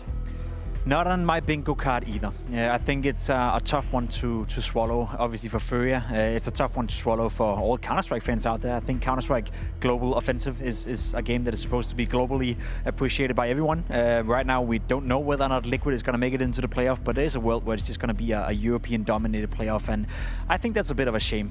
For Furia to lose in this fashion, I think that's where I want to start the conversation, Maui. It's unacceptable, you know, and that's my main issue right here. I'm not trying to be more cruel and be more harsh to players who are obviously suffering right now, but for them and their caliber of a team and the individual players they have to play with, it's simply unacceptable. Not a single map at this tournament. They made it to double digits. At no point were they competitive. They changed their style leading into the tournament as well. It's just unacceptable. It's tough, and also just trying to so drastically change the team who you are for the last tournament. And, you know, I think if there were another major to come, there's something to build off of here, but we know in some ways that this is it, and that is the history book being closed on Furia and their stories here for this game. Something went drastically wrong. Banks is with Art right now, so let's find out if we can get a little bit more insight. Yes, let's see if we can get some of that insight. I've got Art with me, and Art, this has been a Furia we've seen consistently at majors, at other tournaments, make playoff runs and look better for sure. But here within the Legend stage, we couldn't see even find your mark. You know, the tough opening games, and then even here was kind of lacking that competitiveness. What do you put it down to? I don't know. It's too many things. I think we are lost on our own game. It's hard to play. I think we just do not find our pace, and it's just struggling in the rounds. And I was speaking to some of the other guys in your team when I was doing the other interviews, and they were saying, like, they still believed in you guys trying to play a bit more of your old style, but then some of this new style coming in, a bit more, I would say, what, European style in with it. Do you feel like that was a bit of a problem, like you weren't ready fully up to scratch on it? Yeah, I think right now it's hard to say. I think there is a lot of mistakes all around, so it's just not one thing. And obviously, leaving the major at this stage is not what any team wants to do, but for you guys who had been so consistent at majors, and also this being the last CSGO one, does it feel worse for you now? Yeah, definitely. We have expectations. We had a very rough year, and we definitely did not want to be this way. But shit happens, and it's how it is. You know how to bounce back, that's for sure, mate. We've seen you guys do it before. Is there anything you want to say to everyone out there one final time? Right now, I have a lot of words. It's just sad for me right now. Too many things in my head, but tomorrow is a new day, and we have a lot of tournaments, and we still have a lot of things to do. And of course, gonna work and never let that happen again. Never let it happen again. I like that. Thank you very much, man. Thank you, man. It was a Brazilian barbecue. G2 lined them up and slaughtered them. But here's my thing, and I'm obviously a body language expert, so I can have this conversation with you. What I saw there when the victory happened with G2, they were happy, there were some smiles, but it wasn't massive celebrations. It seemed a little bit like a, okay, cool, job's done. All the backroom staff as well, happy. But I felt like there was a sort of renewed, this is expected, this should have happened, now we move on. It's relief more than elation for G2. And it's not like they're a team that had such low expectations that they're going to be to the crowd or the fans or the camera for that matter. F your pick'ems, we won a game. Like, this is just starting for G2 in the Legend stage. They weren't, in their eyes, supposed to be here. And that's not to take away from any of the people that defeated them, but in a lot of our eyes, in a lot of our expectations, we saw what they did in the Challenger stage and what they've produced so far this year, winning at IEM Katowice, winning in the World Final at the end of last year. And we thought to ourselves that this is a team that should be vying for a top 4 position bare minimum going into this event. And so Furia, it's the first win that they find here, and they know that there's just still so much more CS to play before they even enter that arena. It is a statement, though, from G2. I know they're beating a Furia right now that are not looking great on the server, to say it at least. But for G2 to get a convincing W is very important for their self-confidence and their self-understanding of where their team are at right now. I think I said it yesterday as well. I wouldn't be surprised if we see G2 play in the playoff. I wouldn't be surprised if we see them in a semi-final or final for that matter. I think yesterday was a day off for them, but I think today we got to see the real strengths of G2, and I would even argue that, I'm sure if you asked them as well, they didn't play their best brand of Counter-Strike, and they still manhandled Furia with no problems. It's an uphill battle, though, because they are not guaranteed a spot in the arena. They're still going to have to play. Like Maui said, there is a lot of Counter-Strike that needs to be played by G2. Based on what you've seen so far in the Legends stage, do you still stand by that statement? You think they can get to the arena? Yeah, I think so. I think G2 is still one of my favorites to go all the way to the final, to be completely honest. And I know that may be ballsy, but I think the only 2 teams that G2 would lose to as it is right now is Heroic and Vitality, and they already qualified, so there's no risk of them running into them. Of course, G2 facing a potential ENCE or FaZe or another strong opponent sounds scary, but on paper, I would still argue that G2 are the better team, and they are supposed to win those games. So yes, I know they're under a lot of pressure, but I don't see a world where G2 is not making it to the playoff, let alone the semi-final for that matter. I'd have to say something similar. If they do face off a team like ENCE, though, there's a little bit of history there that, they lost to them at ESL Pro League. Like, they're not bulletproof or anything. It's not like the people shooting them in the game are any weaker than they are. Everybody has the same guns, and that feels a little bit cliche, but it's also just that you've seen that if they are relaxed, even for a moment, if they go into a game a little bit too lightly, that can really turn on its head. And I think that what we saw versus them, or from them versus Bad News Eagles versus Vitality, they know that they had another gear to shift into. It's just that today, I think we more or less got that. This felt like 90% G2, and we see how easily they cleaned up a team like Furia. They have survived another day here at the Blast TV Major. Banks is with Hunter now, and I'm sure the whole G2 crew is very happy. Sure, they are happy. I'm going to start with one thing. Within this game, it did look like across both matches, you guys were never really out of control. You felt like you had it. Did it feel like that within the game? Yeah, I thought that we cannot lose this game because we were really calm, we were well prepared, and we trusted each other, and we were proactive that we lacked yesterday, especially in city sides, and yeah, it was really good. So would you call yesterday a bit of a wake-up call? Because in both those games, you had chances to win it. Yeah, I mean, we throw both games, I would say, and we had problems on city sides. And last night, we talked about what we can do better, and we did it today. And yeah, I'm happy that we instantly reacted, and yeah, we played really good today.